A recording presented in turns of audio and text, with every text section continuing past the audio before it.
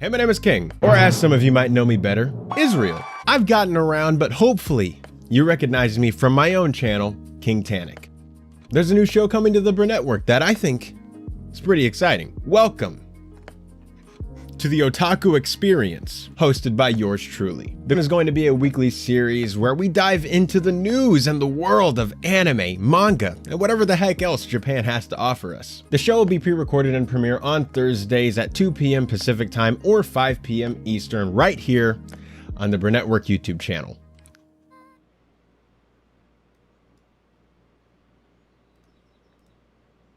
Greetings, imagination connoisseurs. Once again, it is I, your Duke of Dope Discourse, Robert Meyer Burnett. I invite you to watch and listen to the Designing Hollywood podcast, brought to you by Martika Ibarra and the great, legendary Hollywood costume designer, Marilyn Vance. I am afforded the wonderful opportunity of co-hosting the show.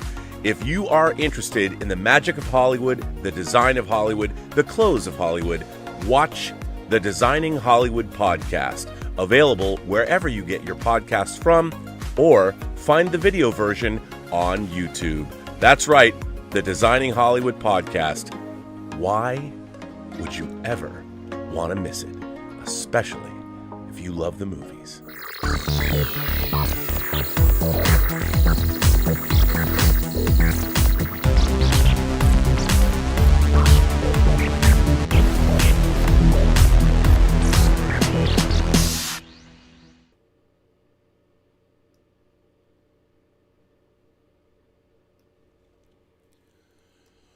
Well, okay.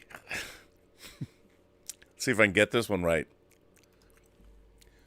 Well, greetings, imagination connoisseurs. Once again, it is I, your Duke of Dope Discourse, your master of fun and wonder, your viceroy of verisimilitude, Robert Meyer Burnett, and welcome to Let's Get Physical Media, episode 101, take 2.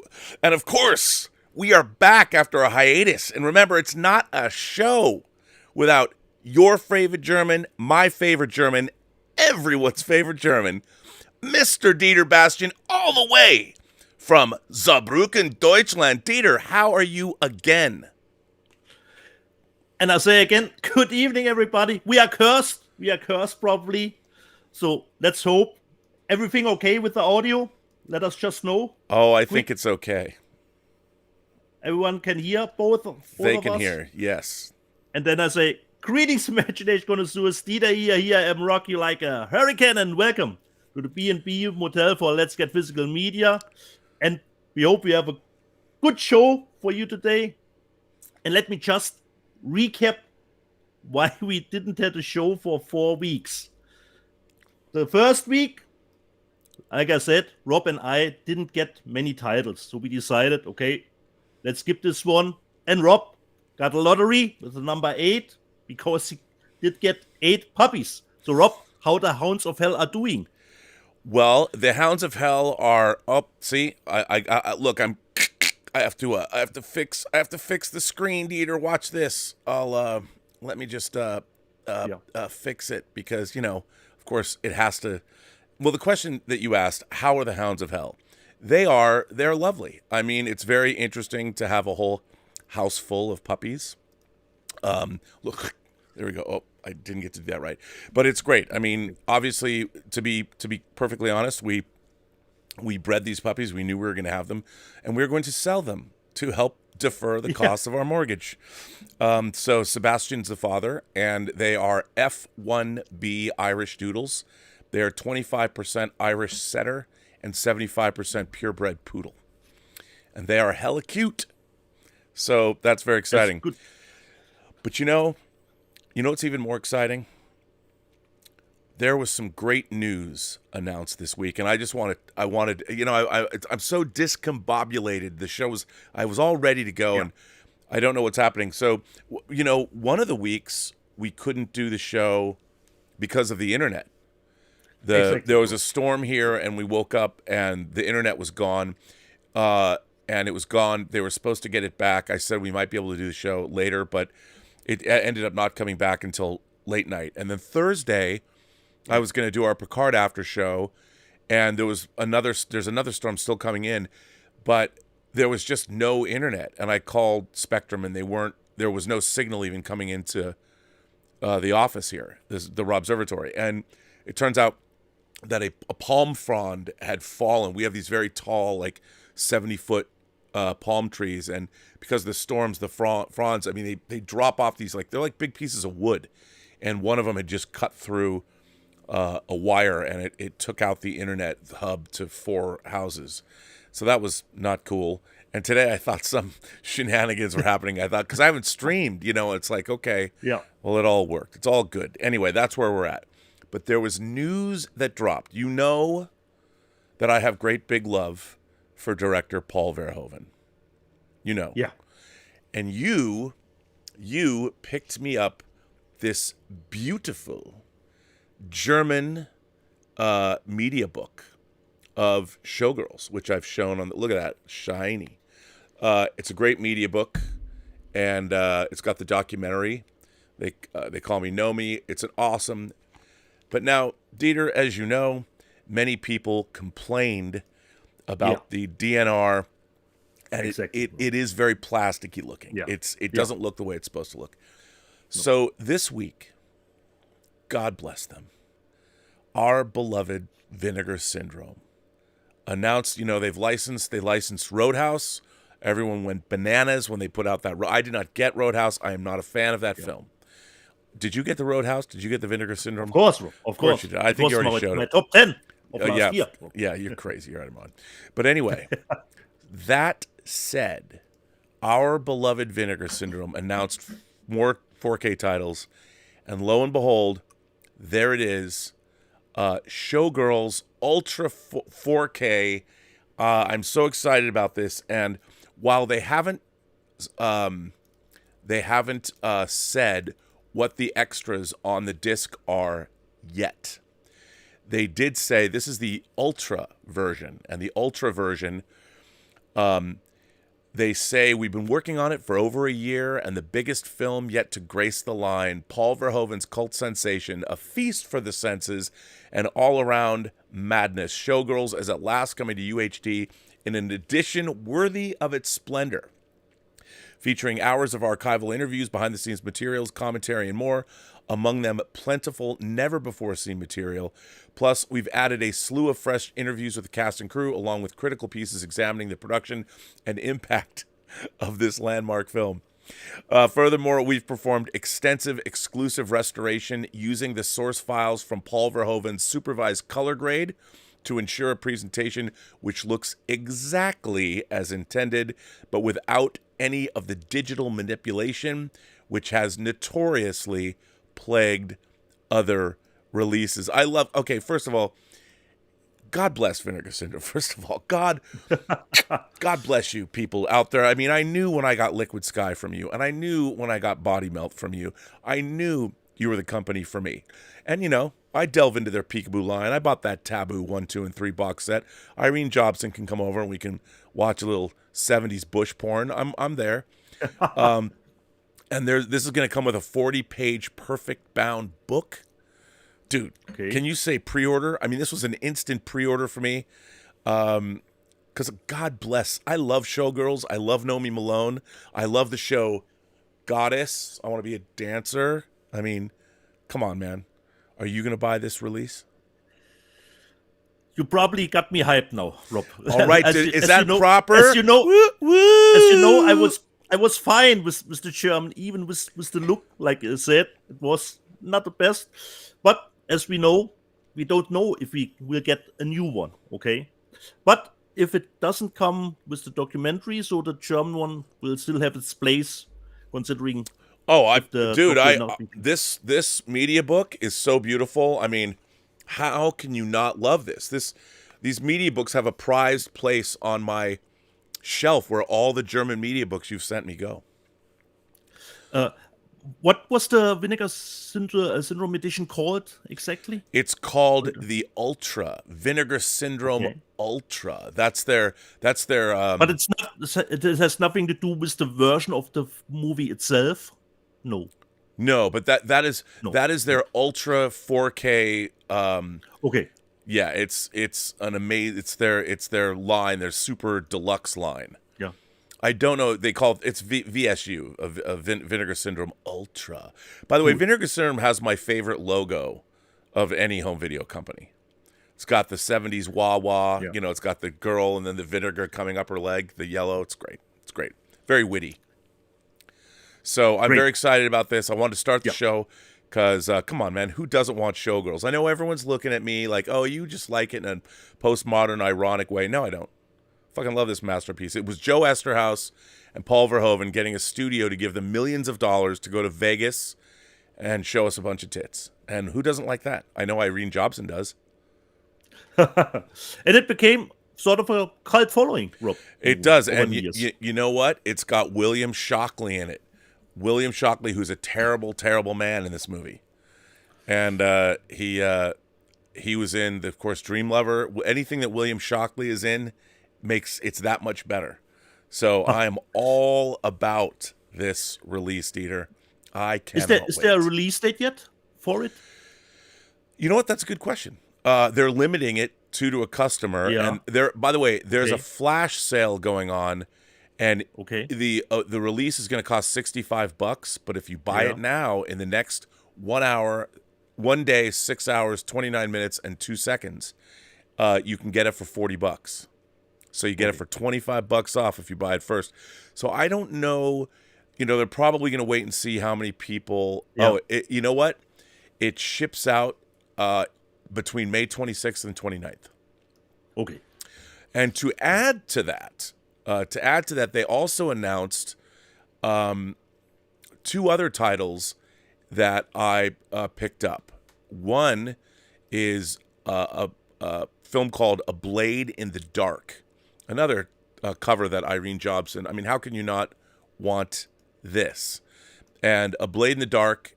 I've never seen it. It sounds great, but it's considered by many. Lamberto Bava, that's Mario Bava's son, and Lamberto Bava did Demons. Lamberto Bava's finest giallo. A Blade in the Dark was notoriously deemed too violent by the Italian TV producers who financed it, resulting in its transition to a theatrical release. After years of work, Vinegar Syndrome finally presents the world the 4K UHD debut, exclusively scanned and restored by Vinegar Syndrome from its Super 16mm negative and presented in both its full-length, full-strength versions, as well as the never-on-disc export cut, which represents how the film played theatrically and on video. And again, they don't know what all the extras are going to be, but and they also have the Boogeyman. You can't hide from him. I used to love the trailer for this movie, the original trailer. Again, 4K, and it's a key video nasty. The Boogeyman from 1980 has long evaded American disc formats, but at last can be enjoyed in its ultimate 4K UHD edition, exclusively scanned and restored by Vinegar Syndrome in 4K from its 35mm negative, and exploding with a comprehensive array of new and archival extras and first-time interviews. So I'm telling you, man, Vinegar Syndrome, their flash sales going on. Vinegar Syndrome is killing it. And by the way, they follow me on Twitter. I've never interacted with anybody from Vinegar Syndrome, but hey, if you're watching this show, Vinegar Syndrome, I would love to have a representative from your company or the head of your company. I want to immerse myself. I want to be like Brother Blood, who's on the Titans this season, descending into the Lazarus pit or whatever, into the blood. Yep. I want to descend into a pit of vinegar and be restored. And be restored. I'm sure somebody like Gwyneth Paltrow has already done it. But hey, I'd like to New York Ninja, Rob. You want to be restored. I want to be restored. So God bless you, Vinegar Syndrome, for bringing the noise as you always do. And I'm telling you, now I'm really hoping, you know, they're releasing My Beloved Liquid Sky in Germany. You know? Okay. I want Vinegar Syndrome. I really hope the American release of Liquid Sky, because it's Vinegar Syndrome that deserves to put the 4K disc out domestically. I hope they are. Otherwise, I'm going to have you get it for me. But yeah. And God bless Vinegar Syndrome. They're the coolest. Nice. I got to buy some Vinegar Syndrome merch. Definitely. Rob, since you are on the news, articles already. Do you want to go through the other news? What you have for us? What is coming out? Oh yeah, I didn't have much. We can start with the news. So, well, this episode, as always, is informally brought to you by Warner Archive, and once again, a shout out to Mr. George Feltenstein, the finest executive in all of home entertainment. He's the man that carries the flame for physical media, and he has the institutional knowledge that dwarfs anyone else's institutional knowledge. And because of him, I get titles sent to me. And, I am freely admitting, everyone thinks I'm shilling for Star Trek Picard, like someone's paying me. I don't shill. But if somebody does send me merch, I'm going to say, hey, they sent me merch. And I have to tell you, Confessions of a Nazi Spy. Come on, man. With the great Edward G. Robinson. This is actually a very interesting movie because it was made pre-World War II. So, really interesting. Then this, I watched this the other day. The Prince and the Showgirl. Laurence Olivier and Marilyn Monroe. Olivier directed this. And George was telling me that the movie never looked great on video and what they went through to restore this movie. This disc looks amazing. I recommend this movie. It's a fantastic presentation. The bit rate is high, and I'd seen this once before, but I didn't remember enjoying it as much as I did in this new format. And then, of course, George Feltenstein and I both have huge love for Faye Dunaway's performance as Joan Crawford in Mommy Dearest. Well, here's something old. Flamingo Road. I have not watched this yet. I believe this is a silent movie. But I haven't watched this, but hey, I'm going to. And then, of course, Esther Williams and Red Skelton in Neptune's Daughter, which I also have not watched. But thank you, George Feltenstein, and thank you to Warner Archive for supplying me with these great titles. And thank you, George. Yeah, I know, he's the man. And then we've got coming out, this is a Kino Lorber film. I think it's Kino Lorber. A Lion in the Streets with James Cagney. Or no, this is another Warner Archive title that they're putting out. He was king of a double-cross empire. That's why I put that up there. So sorry about that. That is going to be a Warner Archive title, which is cool. And then we've also got William Powell and Kay Francis, One Way Passage. They just announced that. And they also announced Safe in Hell. That looks like it's a silent film. I don't know this movie, but hey, those are coming out too, so that's exciting. Now, here's a wacky title I didn't expect to see in 4K. Jerry Lewis in the original Nutty Professor. This comes to us from Paramount in 4K, which is crazy. Yeah, I mean, I remember liking this movie when I was a kid. I haven't seen it in ages, but hey, it's in 4K. It's from Paramount. Why not? Coming from Kino Lorber is Burt Reynolds in The Longest Yard in 4K. I love this movie. And God bless Kino Lorber for another unofficial sponsor of this channel. Thank you, Matt. I love the artwork. I love when they use the actual key art. To me, this exemplifies a great movie poster. It was all painted artwork, and the imagery itself sort of mythologizes the movie that you're about to watch. So this is to see this poster is to sort of, it's evocative of what the movie's actually like. And then Paramount is releasing a 4K steelbook set of all of the Transformers movies, which should make King Tannic very happy. So there you go, all the way through Bumblebee. So I don't know if I'm going to get this box set because I don't love all the Transformers movies. But yeah, but there you go. It's a box set, and that's exciting. So that's really all. There's a lot of other, and I would suggest people going to Blu-ray.com and checking out. There's a lot of really interesting. Sorry, you okay there, buddy? You got COVID? Yeah, I'm okay, Rob. I'm okay. You're already isolated. Just dying. I can't catch it. But so the thing is, there's a lot of martial arts titles, stuff like one of John Woo's 70s films is coming out. Yeah. A lot of great martial arts titles from China that are getting restored and put on Blu-ray. That's cool. And I did spend an inordinate amount of money at the Criterion Flash sale this week. And I finally watched the Criterion disc of Bill Duke's Deep Cover with Lawrence Fishburne and Jeff Goldblum. Now, I had forgotten just how good that movie is, and the Criterion, I highly recommend if you like crime thrillers or whatever. Deep Cover is a great movie, and it's got some great. There's a great interview with Bill Duke, and then there's a great Elvis Mitchell, Bill Duke, and Larry Fishburne do a great interview at AFI, and it's a great presentation. The transfer is absolutely spectacular. So it's an older release from 2021, but if you are interested, pick up Deep Cover on Blu-ray, the Criterion, because it's really, really good, and it's a great package. So there's that, nice. And I'll give you, here are the sales figures for the week.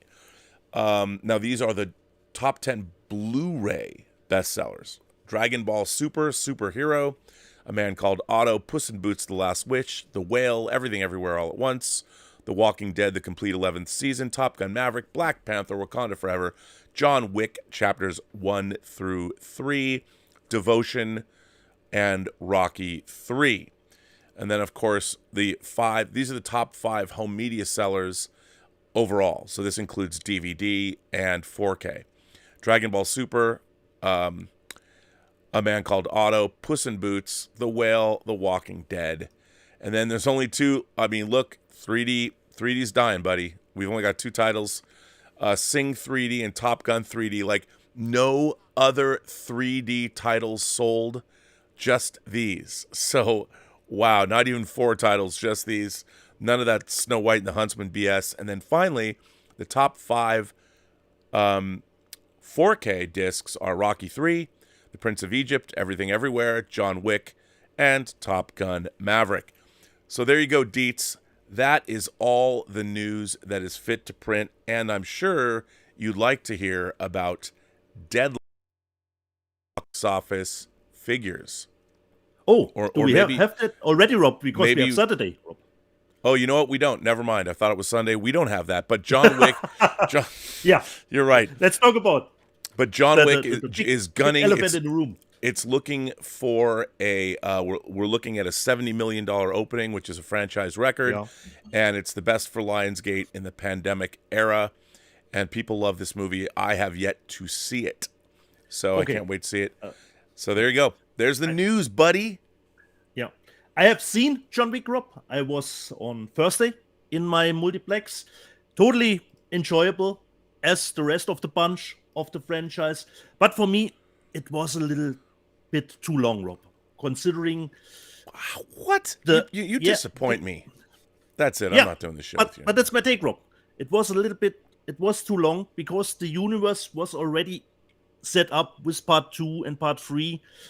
There's not much more to add. There's another bad guy. There's another, big payout for people to kill John Wick. So for me, the story was not enough to justify that running time.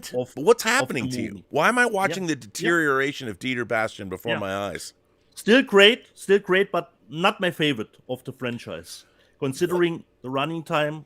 Is this a German thing? I mean, are you? No. Are you? No. Come on, man. What's happening to you? Where's the Dietz that I know and love? Where's my favorite German? Rob. Where? And the other stuff, Rob. We know, of course, there's militude considering John Wick, but it's gotten, over that tipping point, with every new outing. Second, the third, and the fourth one, Rob, has even more stuff. Now you have to roll your eyes a little bit, even in that universe. Unfortunately, Rob, that is the truth, Rob. I'm rolling my eyes. Yeah. Dude, we'll see for yourself, Rob. What kind of man have you turned into right before our eyes? What the hell, dude? What are you doing to us? Yeah. Come on, man. Yeah, that's still an 8 out of 10 for me. But my ranking would be 2, 1, 3, and 4 at the moment. But wait, how the second screening of the last one will turn out. But for me, 170 minutes was really pushing it. But they made a break in my multiplex, so that was nice to get a little bit of blood flowing again. So we did have an intermission, considering the running time. Yeah, but does blood flow to your right place when you're watching John Wick? You're supposed to, you know where the blood's supposed to flow, right? Come on, man. Exactly. Terrible. Irene Jobson knows where the So- blood's supposed to flow. So She knows how to get it enjoyable, there. but for me, the at the moment, the last place in my ranking for the franchise. Wow. Yeah, Wow. Yeah. Them's fighting words, son. yeah.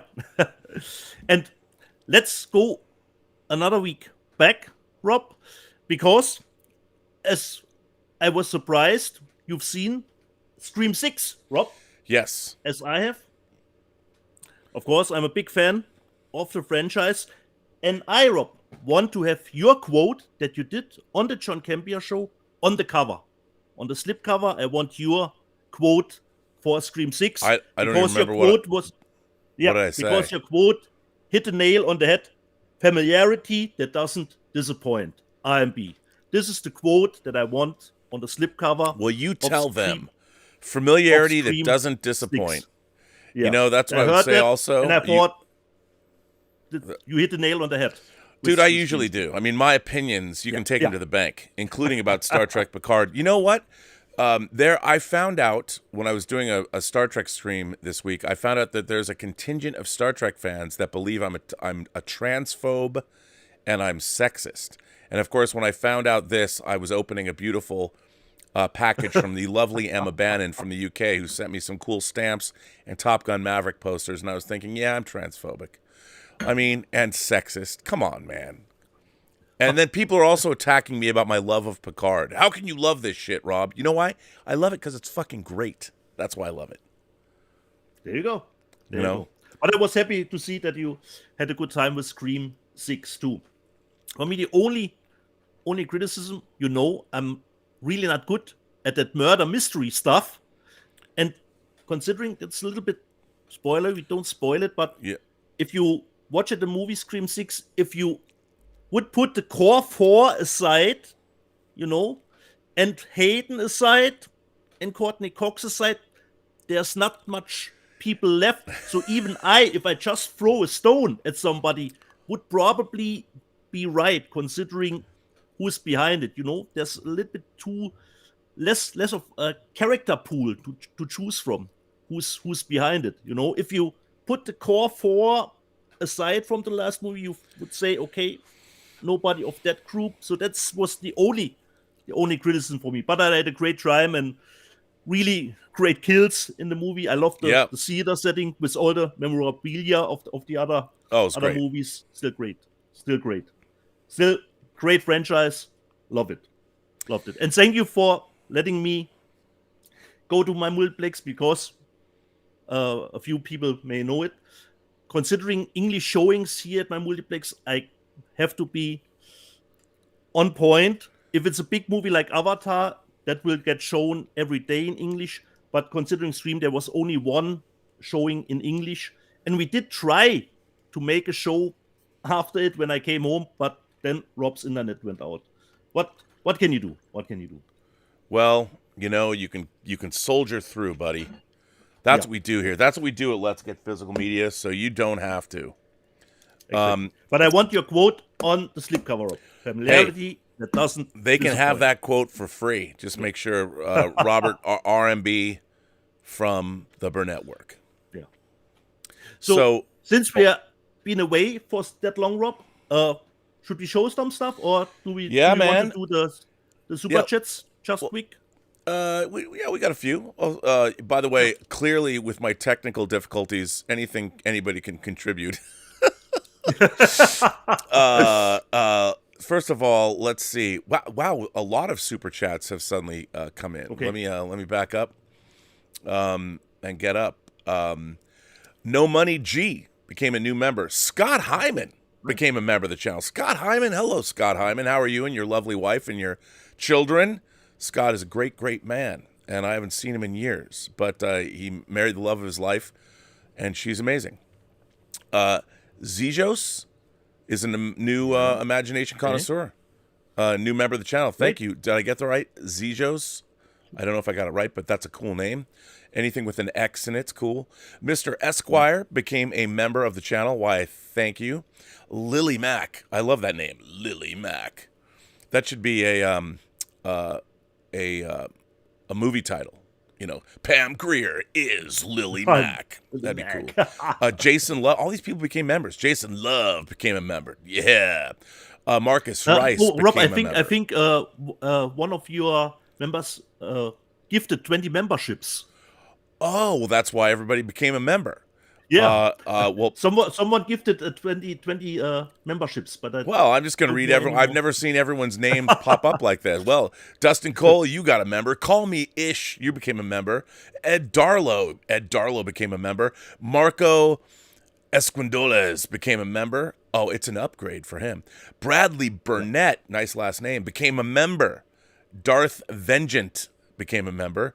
Bromulus, love that, is a member. Leonardo Julian became a member. I think I always get that wrong. Linda Wines, hey, made a member. You've been anointed. Jeff is a member. 200 Watt Studio sends in a super chat and says, my favorite 4K of 2023 is the BFI box set of Mike Hodges' masterpiece, Get Carter. I have that. I love the transfer. George, it was George the Giant Slayer. Love George. I've streamed with George. George, I'm available to stream now whenever. We got to stream some more. First of all, I love listening to George's voice. George has a great voice. He's a smart guy. He's got a good toy collection. And he's been streaming with Az, which I'm going to be able to do again. I've streamed with two of them before. So thanks, George. That was very kind of you to gift memberships to the chat. Very nice. Thank you so much. And, of course, you know her. You love her. She's Irene Jobson. 5 months. Love y'all. Rob, Dietz, Tom the Mod, everyone. Well, Irene, don't love us too much because I know you. You bring the love. And I don't want to get anyone in trouble, including your husband. Joe Hemphill says, thanks, Rob and Dietz, for bringing the physical media news. By the way, loving Picard Season 3. It is better than 1 and 2 and the 4 Next Generation films. The wife and I love John Wick 4. It's true. It's true. Thanks for that, and thanks for being a member for 13 months, and give your wife my best, if you know what I mean. 200 Watt Studio says the Criterion sale pickups, Bad Sleep Well, Blood Simple, and Sidney Lumet's The Fugitive Kind. Yeah, I bought a bunch of 4Ks. Criterion had a 50% off flash sale. I also got things like John Woo's Last Hurrah for Chivalry. I had not bought the Infernal Affairs box set, so I got that. Yeah. I got like Devil in a Blue Dress. I had to get that. George the Giant Slayer sent in $835 super chat. George, you are too kind. Says Picard, the last episode was killer. I saw The Defiant, The Bounty, and more. My heartfelt thanks for recommending it. Also, the whole family last night watched Tango Shalom and loved it. There you go. Have you seen Penny Dreadful? The series. I like the series. Is there a movie called Penny Dreadful? All hail Robert and Dieter. By the way, I have news about Tango Shalom, Dietz. Apparently, the release date has been shifted from June to the fall, maybe September. So Emma had asked if I was going to, which is great because I think I'm more free to plan a European tour. So in September, my goal would be to come to you, maybe take a week and go see some imagination connoisseurs and have meet and greets in different countries, assuming World War III hasn't broken out yet. So, looking forward to that. One never knows. Tom Jr. Jackson says, Rob, it's good to see you and Dieter. I did a Zoom the other night since you couldn't do your Picard show, and PGS members talked Trek. Oh, that was good. We have rescheduled that. We have Christopher Monfett, who is the executive producer and who wrote the last episode, who wrote The Bounty, will be on our Picard after show on Monday night at 8. So we rescheduled it. We will get that back. So that's exciting. And Sub McShave sends in a tip. You can send in a tip. The link's in the description. I rewatched Lonesome Dove. It's so good. It's easily in my top 5 Western movies or series. It's so good. The miniseries is so good. I was surprised because I didn't remember that Diane Lane was in it. Have you seen it? What are your thoughts? Oh, man, I saw it when it first aired. It is tremendous. It's really, really great. And, I'd love to get that on disc. I don't have that on disc. Justin Toner? But it's out on this. Yeah, I mean, I guess it is. I don't know if it's out on Blu-ray or not, but I know it's been out on media. I just don't have it. Justin Toner says, "Hey, Rob and Dieter, I picked up the new Dragon Slayer 4K Steelbook from Paramount this week. So excited. I adore this movie. The transfer has gotten rave reviews. Well, maybe we'll show that shortly. It's gotten rave reviews from Bill Hunt and others. Can't wait to dive into the new special features. And by the way, how cool is that Steelbook? Mrs. 50 in Still Metal. Mrs. 50 in Still Metal says, my shipment of Romero's Martin from Diabolic is in process, and can't wait to hear both of your reviews soon. I'm getting mine as well. I can't wait to get it. Thank you, Emma Bannon. Obviously, the lovely Emma Bannon. That was something. I used to own a 16 millimeter print of Martin, and man, I love that movie. Romero, it's the movie George Romero made before he made Dawn of the Dead. And John Amplis, who stars as Martin, became the casting director on Dawn of the Dead. Okay. Stubble McShave says, the latest Mandalorian episode had horrible writing for the Big Bird storyline, but I really appreciated the Jedi segment. The prequel world setting is ripe for good storytelling. I think an Elseworld Hamlet adaptation set in the Jedi Council could be great. Dude, that would be the best Star Wars thing ever. Love to see that. So we are caught up. Oh, wait, nope. Gandalf the Wolf says, I can't wait for my physical media release of Picard Season 3. I should say that I have seen the Picard Season 3 Blu-rays. That's how I watched it the third time, all the way through. And the Blu-rays, everyone talks about how dark it looks. The Blu-rays are spectacular. I mean, it's moody, but you can really see everything, and you can see how beautifully lit the show really is, and it really pops on Blu-ray. No word yet as if they're going to have a 4K release, and while I cannot confirm or deny this, keep a lookout if you're enjoying Star Trek Picard Season 3. Keep a lookout. I know other YouTube sites have talked about this, or YouTube shows. There might be, I'm not saying that there's going to be, but there might be a theatrical event where people might be able to see episodes 9 and 10 in the cinema.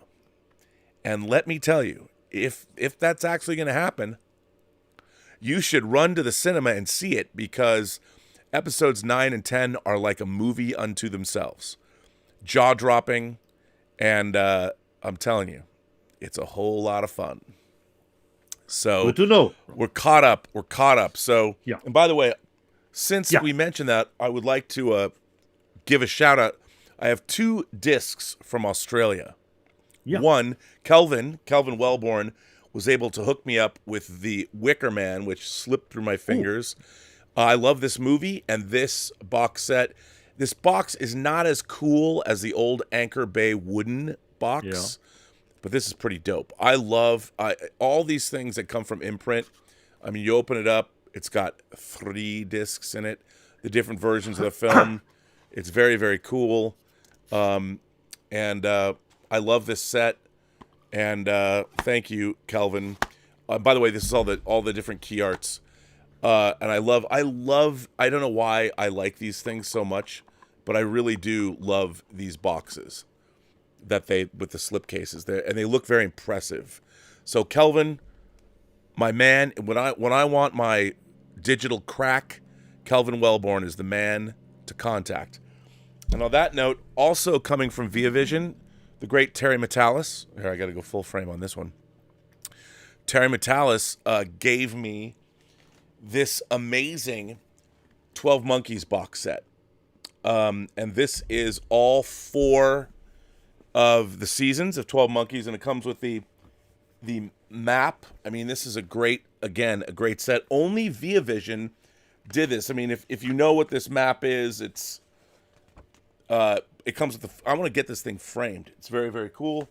Comes with the sets. So thank you, Terra Metalis, because I don't know if you can get these anymore, but this series, I never watched it religiously. I saw all of it, but watching this all the way through, you realize how much care was put into the construction of the show.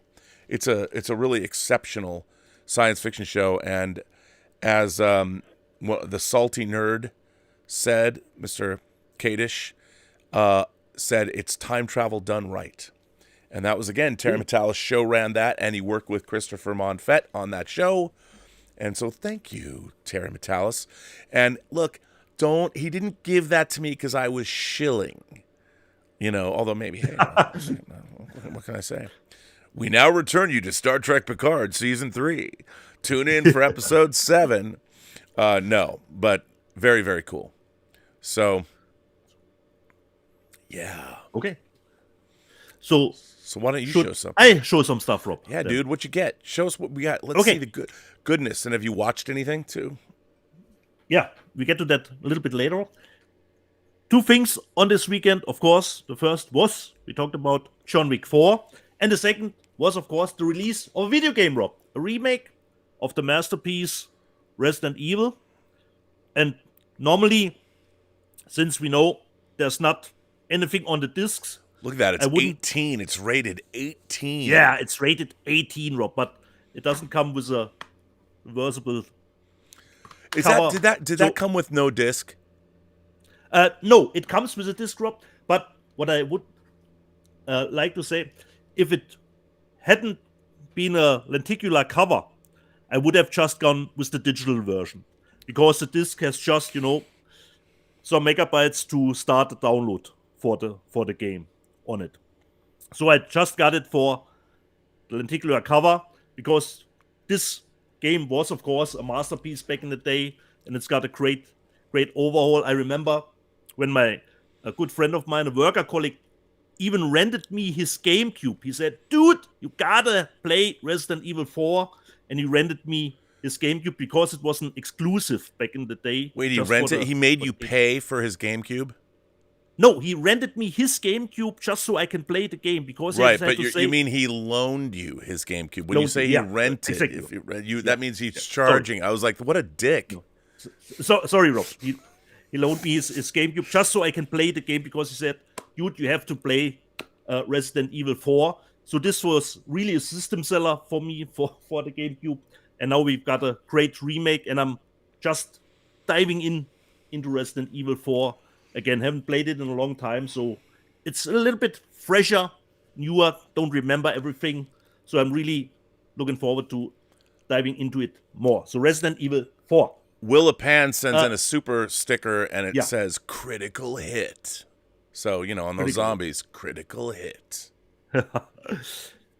One of the movies, I only gave John Wick 4 an 8 out of 10, but there is actually a movie this year. After I watched it a second time, I said, yes, it is for me a 10 out of 10, and it's actually Puss in Boots. Puss in Boots, I got a 4K, and for me, I was thinking about it, but I have nothing to criticize about the movie. It's great. A great time. It's great. And of course, it looks great.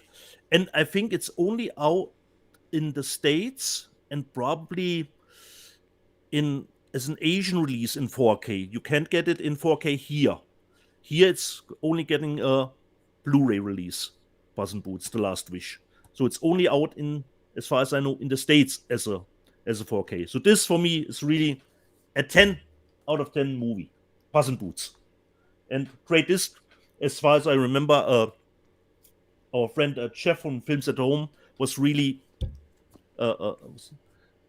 surprised by how the created disc looks.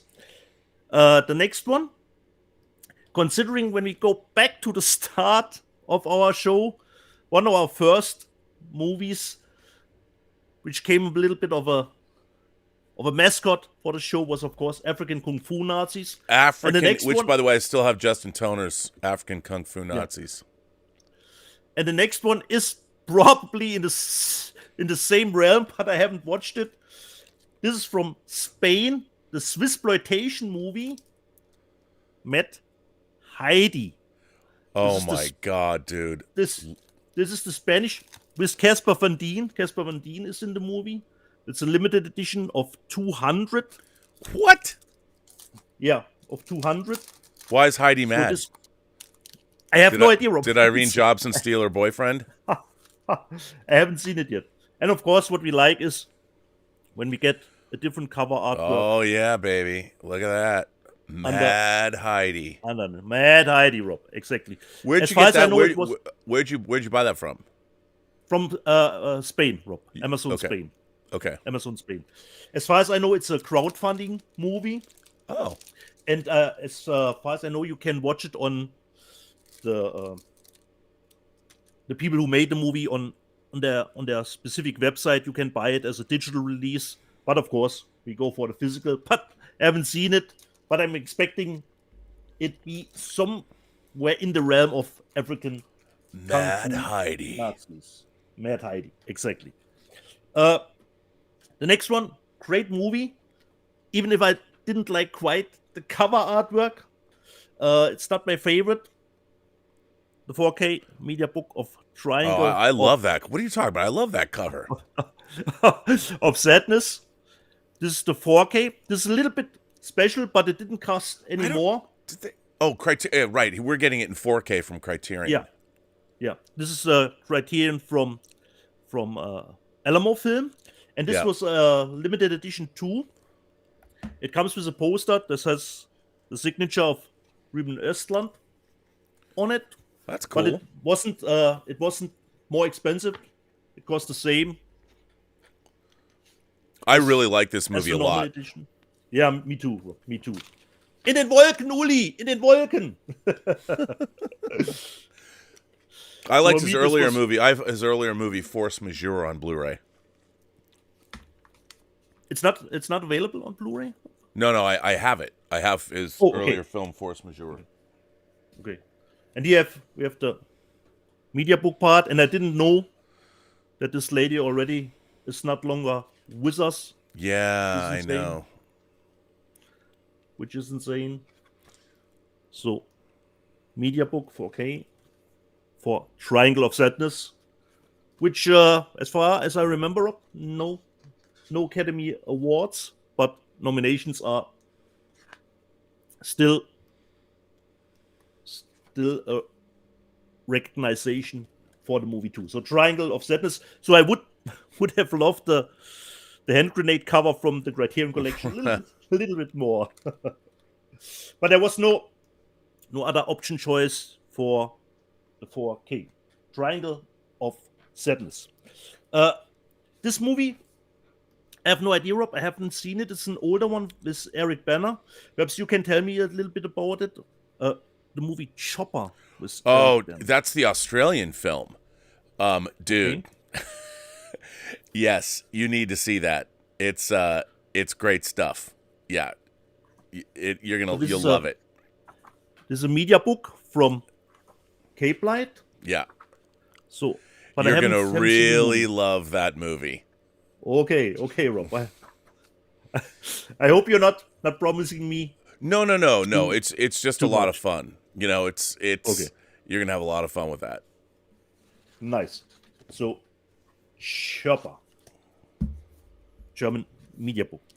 Speaking of, or let me just do this first. 2 releases that were a little bit questionable, or at least the next one. Young Sherlock Holmes. The Steelbook is great. Hey man, but I was gonna say, oh, I have one too. Wait, is there something wrong with this transfer? As far as I know, Paul, our friend Paul from Twinflix, was not really happy, considering the picture quality. At the moment, it seems when you buy something from Paramount, it's a 50-50. Yeah, chance I mean, I'd have to look at that. That it's too bad because I love this movie. Yeah, I love the score. This is the first release we're getting. Yeah, I mean, and I love that they put it out in a steelbook. I mean, I always wonder, like with mid-'80s movies, even though Barry Levinson directed this, if you guys haven't seen Young Sherlock Holmes, it's a beautiful film. But it was It also has the first entire CG character, which is the stained glass. There's a hallucination sequence where a stained glass knight jumps out of the stained glass and fights a character. And it was, you see some of it in the ILM documentary that's on Light and Magic, that's on Disney Plus, which is a fantastic documentary, by the way.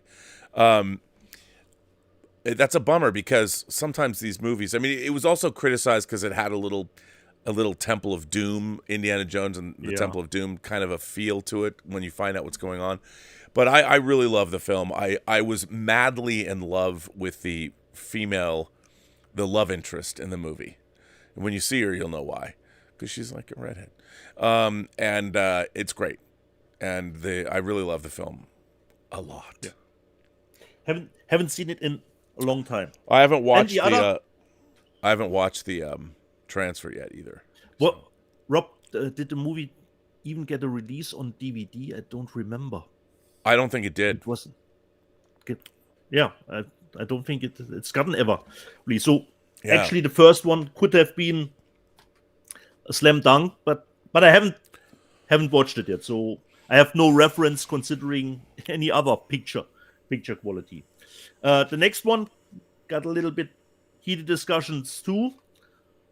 The Rocky set. Yeah, there's all kinds of. You know what? Yeah. Here's the thing about that.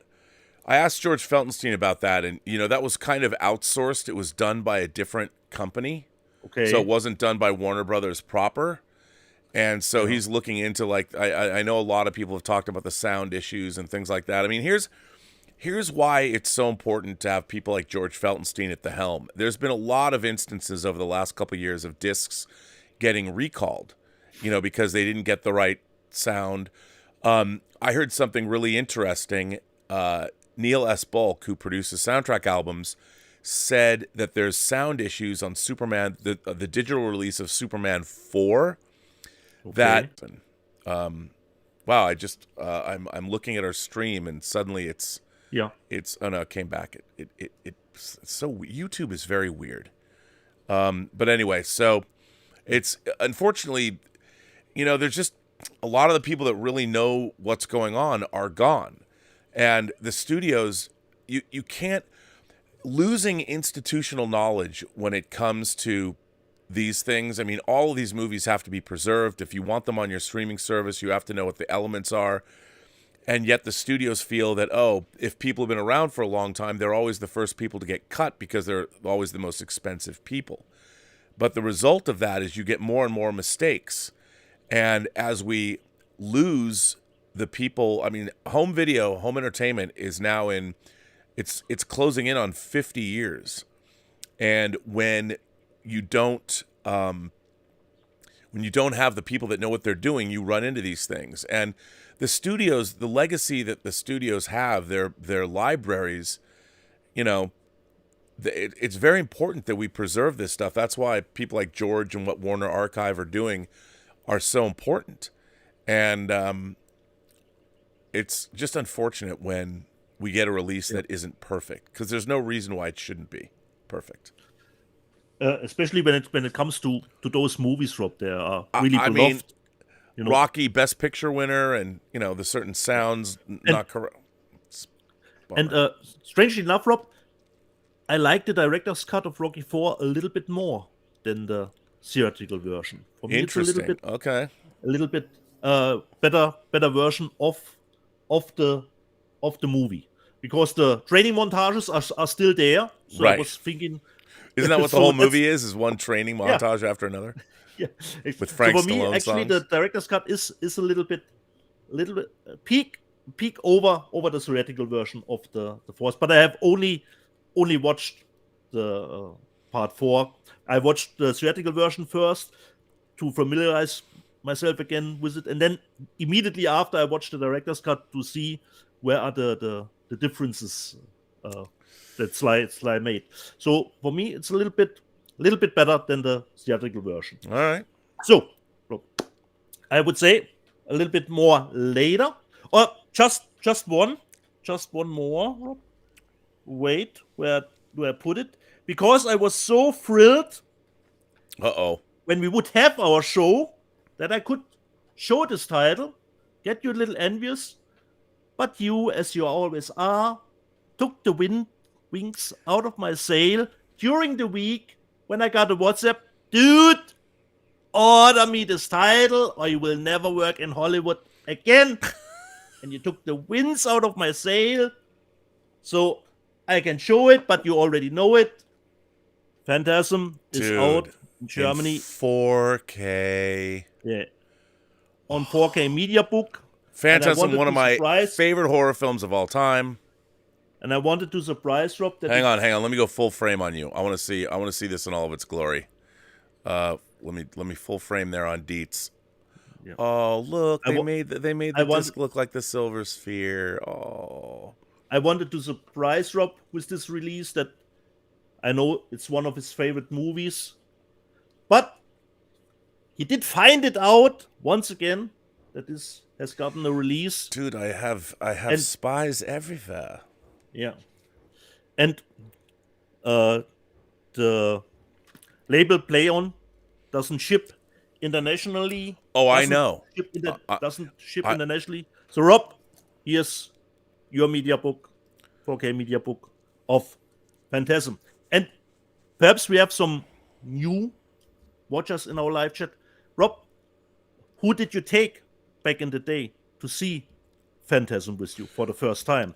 And which of you two watched the movie as a whole? And the other one said, not for me. I'm leaving. So Phantasm came out in 1979. So I want to say summer of 79. Now, two things happened on that day for me that I shall never forget.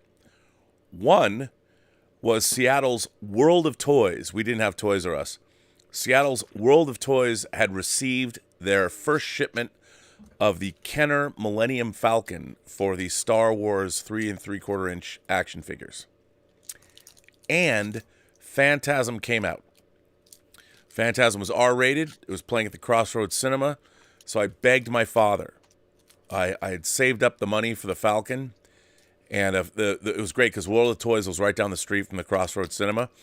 So I got my dad to take me to Toys R Us so I could buy the Millennium Falcon for the Star Wars figures. And we went together to see Phantasm. And, of course, Phantasm had been touted in Fangoria magazine. I was all excited because... And, by the way, this is my same father who took me to see Dawn of the Dead that was under 17, not admitted at all. And my dad took me to the theater. And this was at night. I had actually won tickets from KYYX radio in Seattle to go. And I had read the novelization. I got the novelization from the Sci-Fi Book Club. So I'd read the novelization in advance, and I'm like, oh my God, are they really going to do this on the movie screen? So I couldn't wait to see Dawn of the Dead. My dad takes me, and it was at the UA 150 and UA 70 where Empire had opened. I mean, when Empire was going, where I'd seen Star Wars. I saw Empire Strikes Back 26 times. I saw Alien. So my dad takes me and lied and said my mom was in the theater. As if my mom would be in the theater. But my dad lied, and it was so funny because I go in and I sit down, and I was sitting next to this kind of punk rock couple, this guy and this girl. They're probably in their mid-20s or something. And my dad used to call me Chief Running Mouth when I was at Indian Guides when I was a little kid. And I turned to these people. I didn't know who these people were. I'm like, you guys aren't going to believe what's going to happen in this movie. I'm like, and they were like totally into spoiler. They were totally into this. Like, they're like, how did this 12-year-old kid get in the theater anyway? And why is he talking to us? Like, you guys aren't going to believe it. It's going to be amazing. And it was amazing. So my dad takes me in to see Phantasm. And for those of you who know the movie, it opens in a graveyard. And there is the Lady in Lavender, the famous Lady in Lavender, and she's having sex with Tommy, cousin Tommy.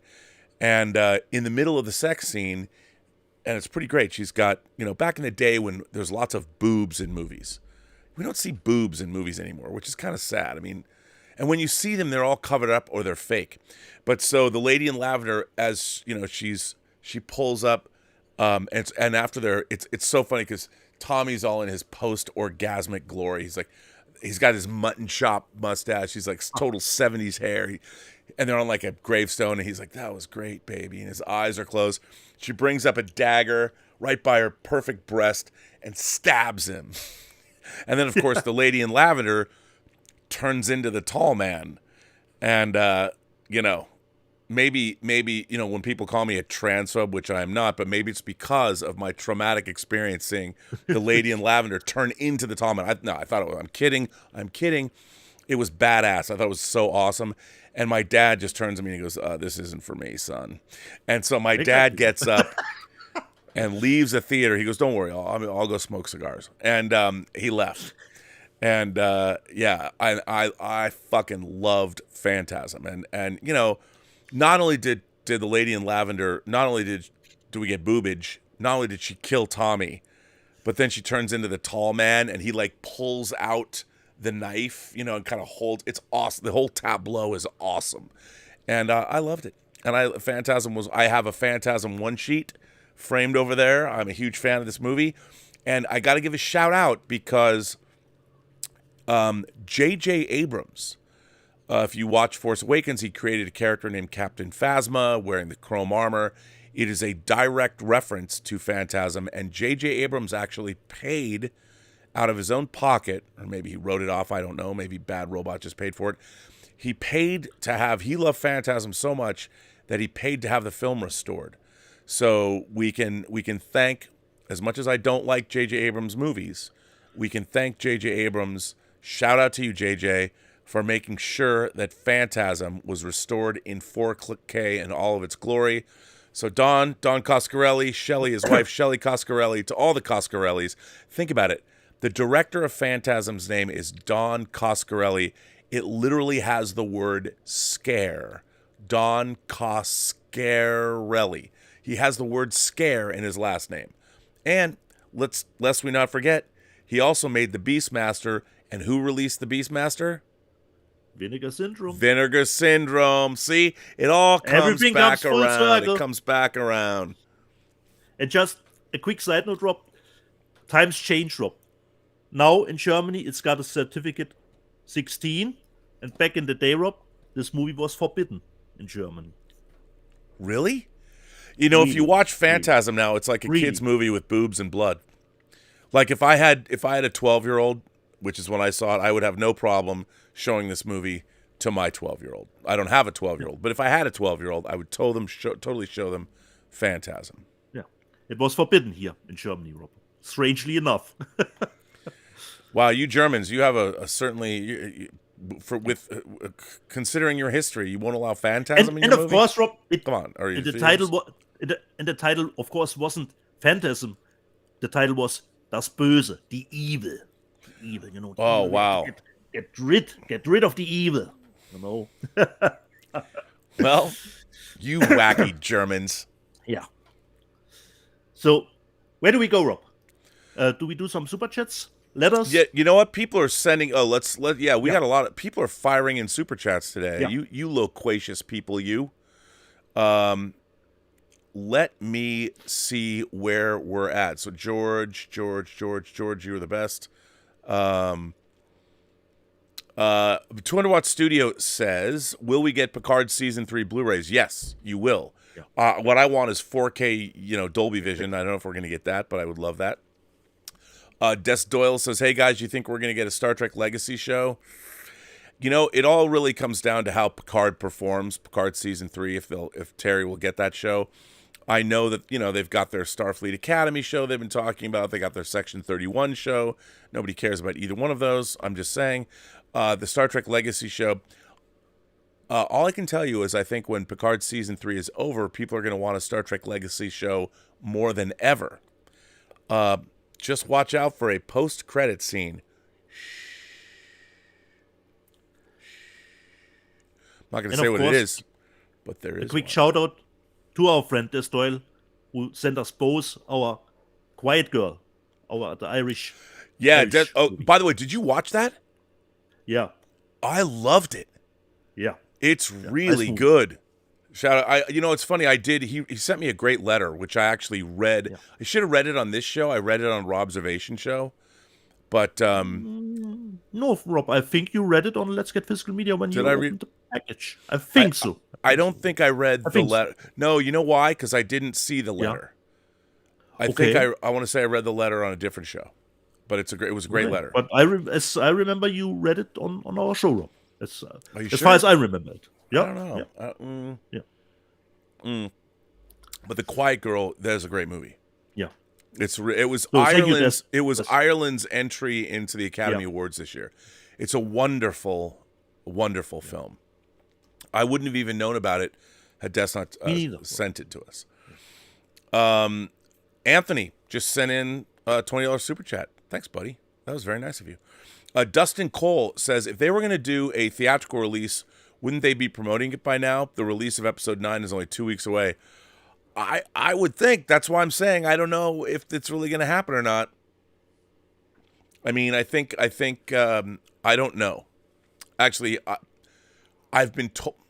I'll just say I've been told it's supposed to happen. I don't know what, when, if, how. I've been told that it is still happening. I guess, but you're right. I mean, you'd think they would start selling tickets. I mean, I don't know if it's a promotional thing or what they're going to do. Maybe they don't want to tell people until the week before. I have no idea. I really actually don't know the details. Yeah. I've heard that it might happen, to be honest. So you would have the chance to see the last episode earlier than it's this is the weird thing. So the episodes drop on Wednesday night at midnight, so Thursday, and I'm curious, are they gonna do this theatrical event after the episode airs? It's a little weird. Are they gonna show it in advance? Because if they show it in advance, the people they want, their subscribers, are kind of screwed. I would imagine, if it were me, I would imagine they're probably going to show it. The final episode 10, would drop on a Thursday, and then both episodes would be theatrical on the next day, on that Friday. Okay. Because I don't think that they would want, but I would say this: if that's the case, wait. Don't go off social media for a day, because you'd only have to wait like a day. It'd probably be a weekend thing. So, although it's going to be really hard to wait when you see what happens, you're going to be like, I'm not going to fucking wait. But who knows? But I don't know the details. But you'd think that they would promote it somehow. But then again, we live in a strange world. No one knows how cool things are. But I saw the first 2 episodes in the Chinese theater. And they looked and sounded fantastic. So I would love to see the final thing but that's a good question, Dustin. I don't know. Michael Preston says, hey, Robin Dieter, good to have you back. I just got my LG C2 65-inch OLED. All of my physical media is like a whole new world. That, you know what? In our media room, I put in a mounting arm. So I've got my 65-inch LG OLED up on the wall. And I have to tell you, and I tweaked the screen within an inch of its life. I got a 7.1 Atmos system in there. It is incredible to go back and revisit your collection, especially your 4K discs. And it's absolutely spectacular. And as a matter of fact, what's really interesting is Elizabeth's stepdad, who I adore, Murray, was never really a big movie fan. And now we've started. They're coming over tonight. Every weekend we have dinner and a movie, and they watch the films, and they're having a great time. And we call it the Belleville Film Festival, and we watch a lot of cool things. So it's so much fun. And we just there's a new couch in there, and it's amazing. Do you know what's on the agenda today? I always pick it. I mean, Murray likes to, because he's in his 80s. He likes to watch, and he's an Adventist. So, he doesn't. I'm not going to show him Dawn of the Dead, but I was kind of thinking, I think I might show him Contact tonight, the Robert Zemeckis with Jodie Foster, because he's a man of faith, and he's a doctor. There's a whole wing of a hospital at Loma Linda named after him, and I think he might appreciate the science versus faith argument in the film. Nice. So maybe. So Michael, I think LG is the one company that makes OLED screens. So you made a good choice. That TV is great. I think Sonder Atelier Saunders says, "Happy Saturday, Rob and Dieter. Speaking of Diane Lane, I just got my copy of Streets of Fire on 4K. Where is it, Rob? Hold on. Come on. Wait. Hold on. It must be here somewhere. Where did I put my Streets of Fire? Oh, it's on the bottom. But here it is. And my Most God, important stuff is always on the bottom. so first of all, can I just? I wish this had an O-ring, but I've been buying these sleeves for my 4K discs now. This 4K disc. Did you get this? Yeah. So. Have you watched it? Not yet, Rob. Not yet. I'm waiting. Okay. Dude. I'm not getting it the next day. The U.S. shipment has to travel a little bit further. Sonder is right. This disc fucking rules. You gotta play this loud. It's so. I love this movie, and this was going to be a trilogy, a rock and roll trilogy. Ooh. Okay. And they only made one, and then the late Albert Pune, who recently passed away, made kind of an unofficial sequel. I don't know if I can recommend it, but it's there. And I have to give a shout out. My Designing Hollywood podcast, Marilyn Vance did the costumes for this. She was the costume designer on this film. And do you know this movie's 39 years old? Unbelievable. I can still dream about this movie, and this disc is so great. Comes out from Shout Factory. Shout out to Shout Factory. Really great disc. But I'm getting tired of companies that put out Blu-rays and then they follow it up with the 4K. Yeah. What are you gonna do? Story of our life. I know. Alexander Wilson says Michael Eisner was on CNBC and said he talked to Bob Iger recently, and Disney is going back to windowing. Windowing meaning short windows and then pulling your films from release. I'm not sure what you mean by windowing in terms of the time frame or how long they're going to. So what Disney used to do with their physical media releases is that they would put out physical media releases for a short period of time, and then they would pull them, and you couldn't get them anymore. So if that's what you mean, I think it's a bad idea. I think Disney's got to get back into the physical media game. They used to be at the top, and then they've really sort of fallen. I think that was short-sighted. Yeah. Tom Jr. Jackson says, Rob, sir, is there musings tonight? Well, RM is in London now. I got to find out about the dinner or where we're going to be. Probably not. We'll probably come back next week. I would say probably not. 1001 Johnny says, hi, Rob. I heard you were at WonderCon with a $20 super chat. Thanks, 1001 Johnny. Heard you were at WonderCon with Chris Gore. How was your time? Yes, I was on Chris Gore's indie film panel. We had a blast. It was very funny. I was talking with them, and we were crossing from the Hilton to the Marriott, and I got stopped by this British guy, very handsome, strapping British man, and I heard his voice. He goes, "Are you Rob Burnett?" And it was so. We had a great time. He's a cosplayer, and right in front of me, his cosplay name I've forgotten, but it was shout out to him.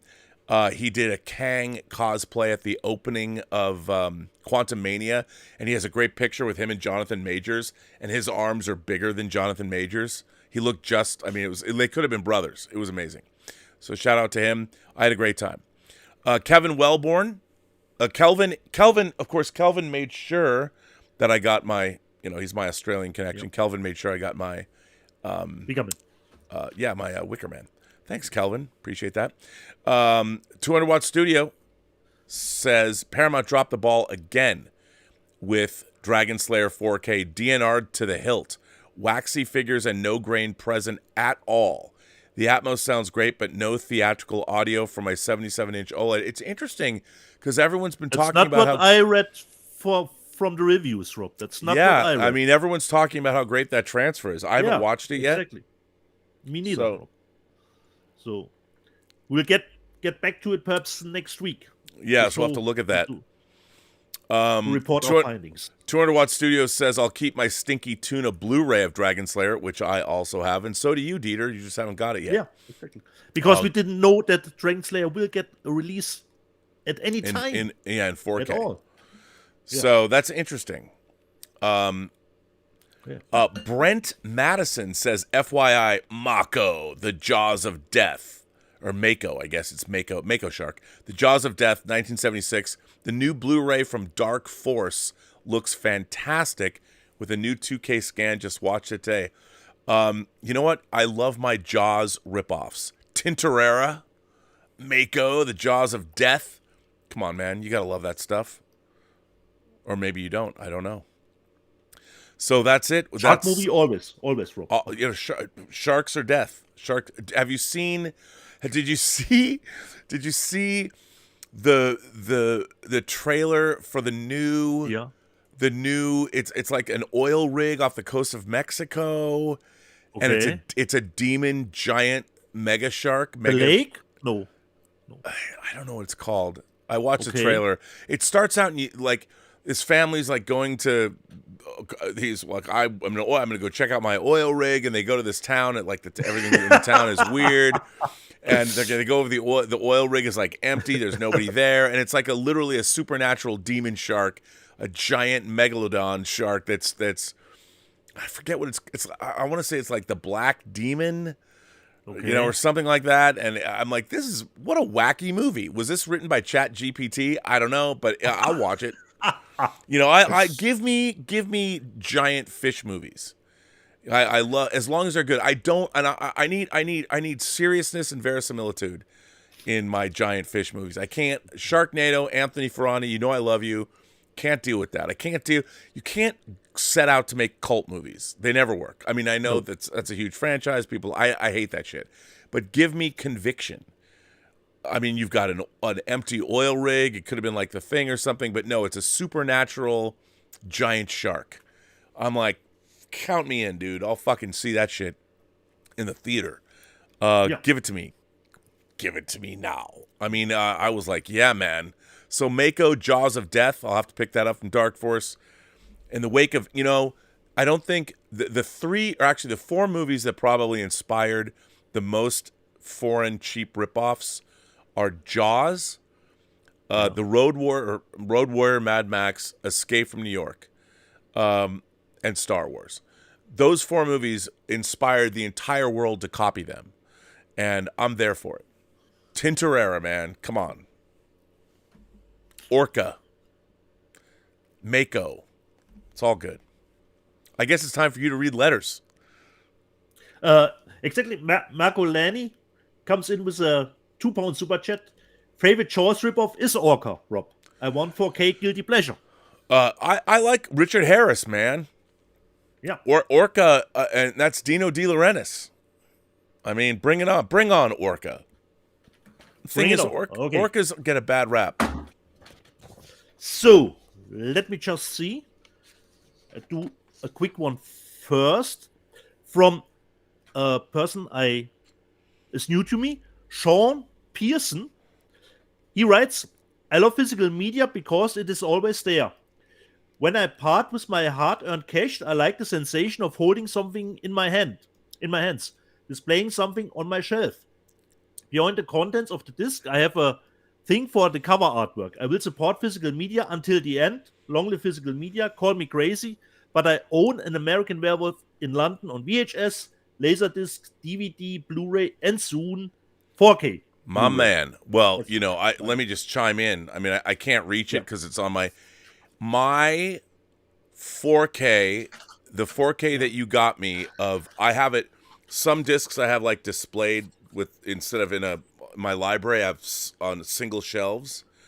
Was that Turbine that put out American Werewolf? Exactly, Rob. Exactly. That American Werewolf box set that you got me is one of my favorite.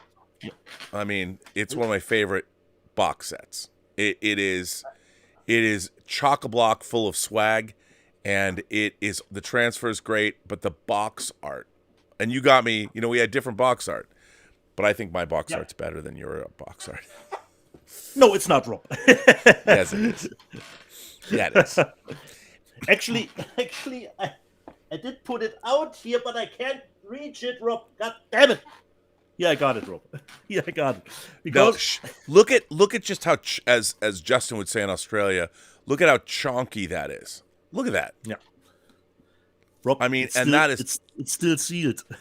Haven't opened it. dude, you haven't opened that I opened mine on this show back when I was in the other observatory. Because it's the same contents as your. But come on, Rob. This cover rules. Dude, my cover is so much better. Come on. So much But remember, better. Rob, I bought it again with the other cover artwork as a media book. So good. So good. Exactly. So, next letter. One that I was looking for, Rob, to read out from my good friend Andy Backlin. You know, Andy Backlin's Stairwell, because he wanted to know what that Stairwell Sessions, what actually that name means. And he wrote a letter to us, and he writes a letter to Rob and Dieter. Dear Rob and Dieter, firstly, before I introduce myself, I would like to take the time to thank you both very much for letting me write this letter. I would also like to say thank you for introducing me to many great films over the years that I know I wouldn't have watched before. If it That's wasn't the for you point of both. this show. We love hearing that. Yeah. Every Sunday, I look forward to your show, as I'm always excited to see what gorgeous swag you get to show off, and your enthusiasm for everything physical media, which is very inspirational. Rob, I always look forward to hearing your valid rants when it comes to modern Star Trek. I never get bored of them, so I'm really happy to see that modern day Star Trek has finally delivered for you with Picard Season 3. I'm not as big a fan as you are, Rob, but I do love the franchise. My 3 favorite Star Trek films are Star Trek The Motion Picture, The Wrath of Khan, and Star Trek 6, The Undiscovered Country.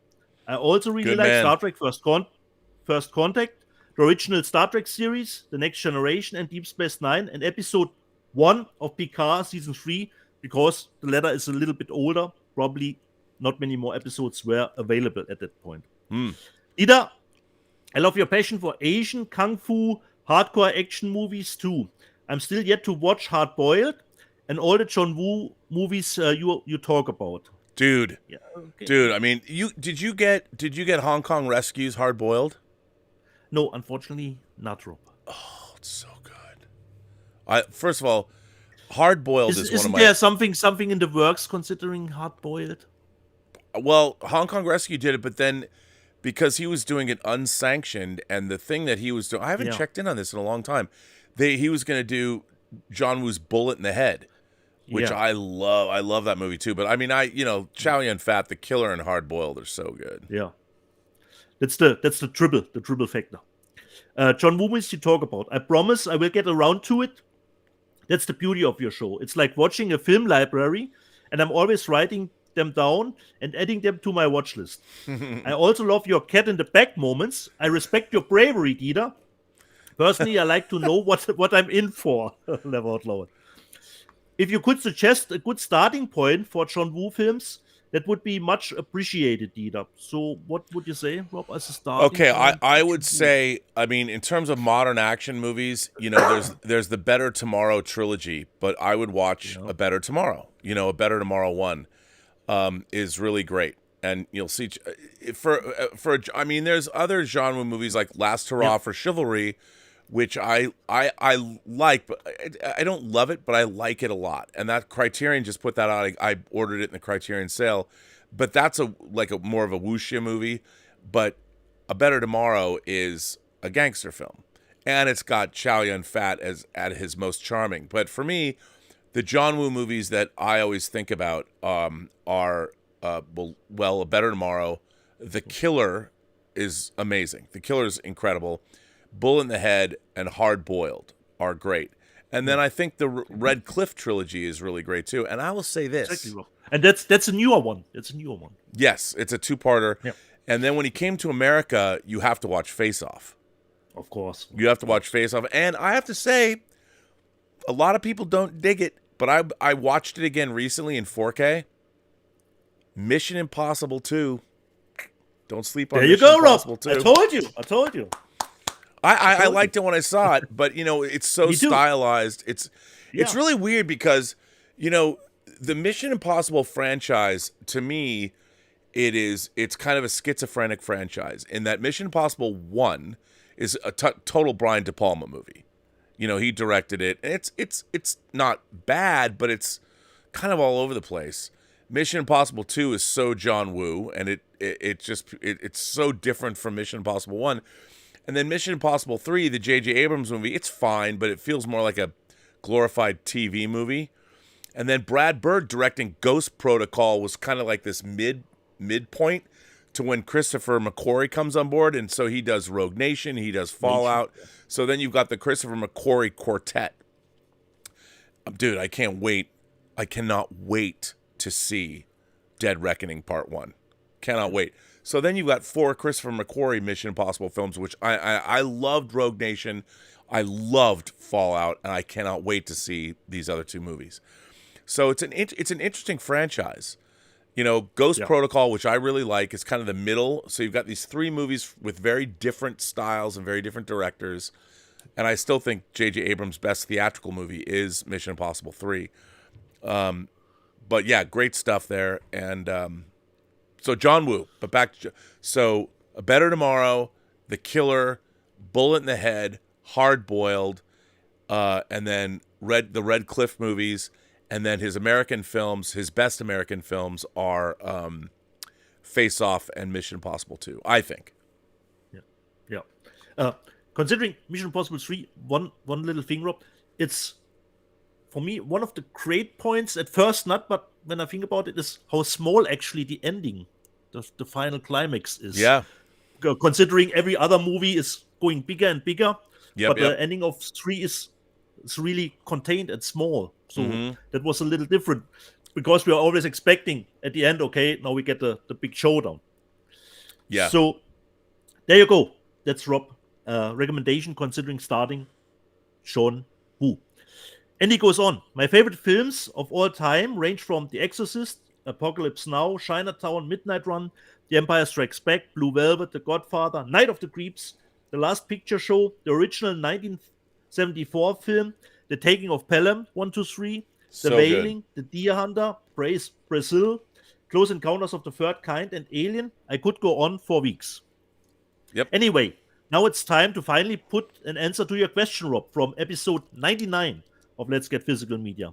My name is Andy Becklin. I'm 43 years of age. I live in Coventry, England, with my gorgeous wife, Kate, and my 6-year-old son, Albie. I am an unsigned singer-songwriter, and I write my own original material. You can listen to some of my songs on YouTube, Spotify, Apple Music, etc.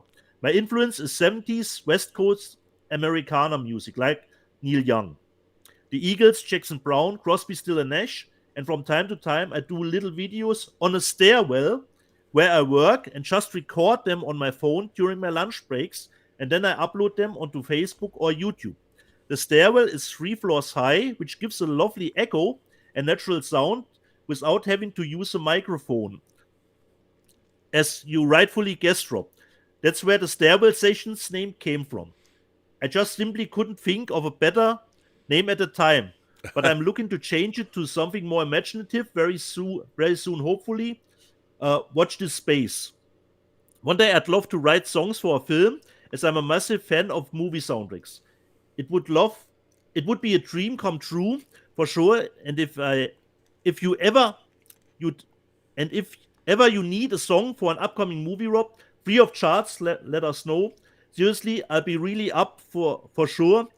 And I'll be really up for that. So, my favorite movie soundtracks are Superman the movie, Jaws 2, Chinatown, Once Upon a Time in America, Conan the Barbarian, Alien, Blade Runner, The Omen, and The Deer Hunter. These are some of the most amazing soundtracks that have been a big part of my life. I got to give you a shout out. I got to give him a shout out for mentioning the Jaws 2 soundtrack.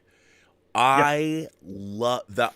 I mean, obviously the Jaws theme itself is iconic, but Jaws 2 has some really beautiful John Williams music in it.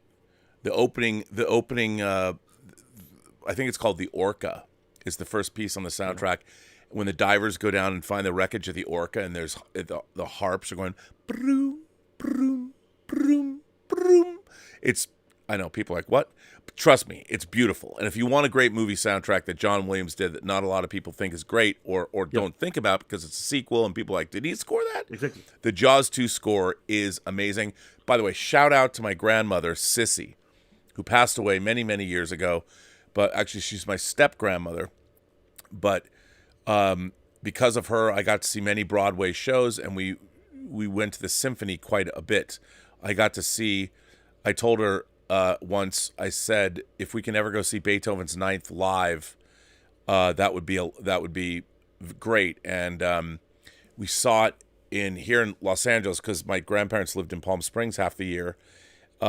And when I had moved here permanently, I would see them a lot. And we would go to plays here in LA in the symphony. And she took me to see Beethoven's Ninth with a 157-piece choral section. So shout out. But she would buy me soundtrack records.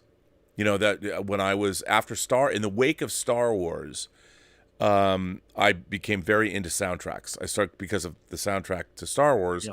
And then John Williams' Superman the movie, and then she would ask me what soundtracks I wanted. And I never actually saw her do this, but she would go to the record store and she would find these soundtracks for me and buy them. Because we couldn't buy the movies, Rob, so we had to. No, that's right. You couldn't get the movies, and so you'd play the music over and over and over again. And when I was a kid, I wasn't into all I listened to was soundtracks until I got into junior high school. And then I started listening to music. Then I got really into, mostly because of soundtracks, because of Vangelis, and I started listening to his stuff with John Anderson, like Heaven and Hell, and then I was listening to, then I found, because of Chariots of Fire. So anyway, you don't want to hear about my youth. But anyway, John Williams, shout out to Jaws 2. Shout out to Jaws 2. Nice one. I also love a good rock soundtrack too, that you can hear on classics like The Return of the Living Dead, Dazed and Confused, and The Warriors, which features my favorite guitarist of all time, Joe Walsh from the Eagles. Music with film is like a fine red with a fine cheese. It all adds to the magic we all love and remember. Anyway, Rob and Dieter, I would like to say a big thank you for the great work you two fine gentlemen bring us every week. Not every week. And I hope you continue to inspire more people. Wait a minute, we try to buy physical media. It was finally nice to become a member of your channel back in January. Thanks to the help of Dieter, who I became friends with on Instagram back in December last year, who kindly helped me get past my technical issues trying to become a member of your channel. So big thank you for that, Dieter. You're welcome. Thanks for being a member. I really appreciate that. Have you come to any of the member chats? We'll have a member chat next Saturday. Yeah. I'm so passionate about movies. The first movie I ever watched and adored at the age of 5 was Superman the movie, and the other one was Conan the Barbarian at the same age. By the way, Dieter, how badly do we want Conan the Barbarian in 4K? Extremely bad. Why the fuck do I have the Beast? Why do I have the Beastmaster in 4K? Beautiful 4K release from Vinegar Syndrome. I mean, what a shout out to this show is not brought to you by Vinegar Syndrome, but it kind of is brought to you by Vinegar Syndrome. Shout out to Vinegar Syndrome again. We've got that beautiful box set of the Beastmaster. Yeah. Why do we not have what brain trust at Universal? By the way, also one of the great audio commentaries of all time. John Milius, the director, and Arnold Schwarzenegger, they're not on the same page at all. It's one of the greatest audio commentaries. It's hilarious. Why don't we have it in 4K? I don't understand. I mean, there couldn't be any rights issues, Rob. But last year was its 40th anniversary. 82. Yeah. I'm like, Universal. You know why? Because I'll tell you why. Because there's no one at Universal that thought about it. If they thought about it, they'd be like, oh my God, 40th anniversary, Conan the Barbarian Steelbook. Like, I mean, give me a break. This is what I mean by institutional knowledge at our studios. People don't know fuck all about even the places they work. Why, unless, by the way, somebody can, if I'm speaking out of turn, but I'm like, no one who currently works at Universal thought, oh, 1982 is the 40th anniversary. In 2022, it's the 40th anniversary of Conan the Barbarian. I mean, Everyone loves Conan. In the wake of Lord of the Rings, Conan the Barbarian was the first fantasy movie that everybody loved. People didn't all love Dragon Slayer, and that was the year before. Conan was my birthday movie. My parents took me and my friends to see. I mean, can you imagine? You know, I was 15 or 14, or I don't remember. 82. I would have been 15, I think. And that was my birthday movie. That's what my parents took me and my buddies to go see for my birthday. Conan the Barbarian. There was sex. There was blood. There was Thulsa Doom. James Earl Jones turning into a snake. Orgies and shit. Yeah. Like, come on, man. Witches, Rob. Witches. Hot witches. Smoking hot witches. I mean, this is my problem. Kids today, you know, we had eroticism. They get OnlyFans and Pornhub. I mean, we got sword and sorcery and boobs. Yeah.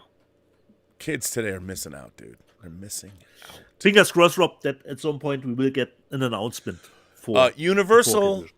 Where's Conan? Where's the 4K in Conan? Everybody wants it. Stop Everybody everything you do otherwise. I don't get it, man. So, okay. Anyway, Me sorry. neither. Me That's neither. just an aside. Just an Me aside. neither. You get back to you. Yeah. A dot was Superman the movie, and the other one was Conan the Barbarian at the same age. How on earth I got away with that one is beyond me. But then again, it was the early 80s, laugh out loud. Which connects me to my point of view about a show like yours every week. It takes me back to those good old days as a young boy loving films the way I did then when I was 5, right up until now, and continuing to love movies the same way in my early 40s. Let's Get Physical Media, in my personal opinion, without fail, is the best movie YouTube show there is around. And I just want to say, keep up the great work and inspiring us all. Long live the imagination connoisseurs, live long and prosper, and long live Physical Media.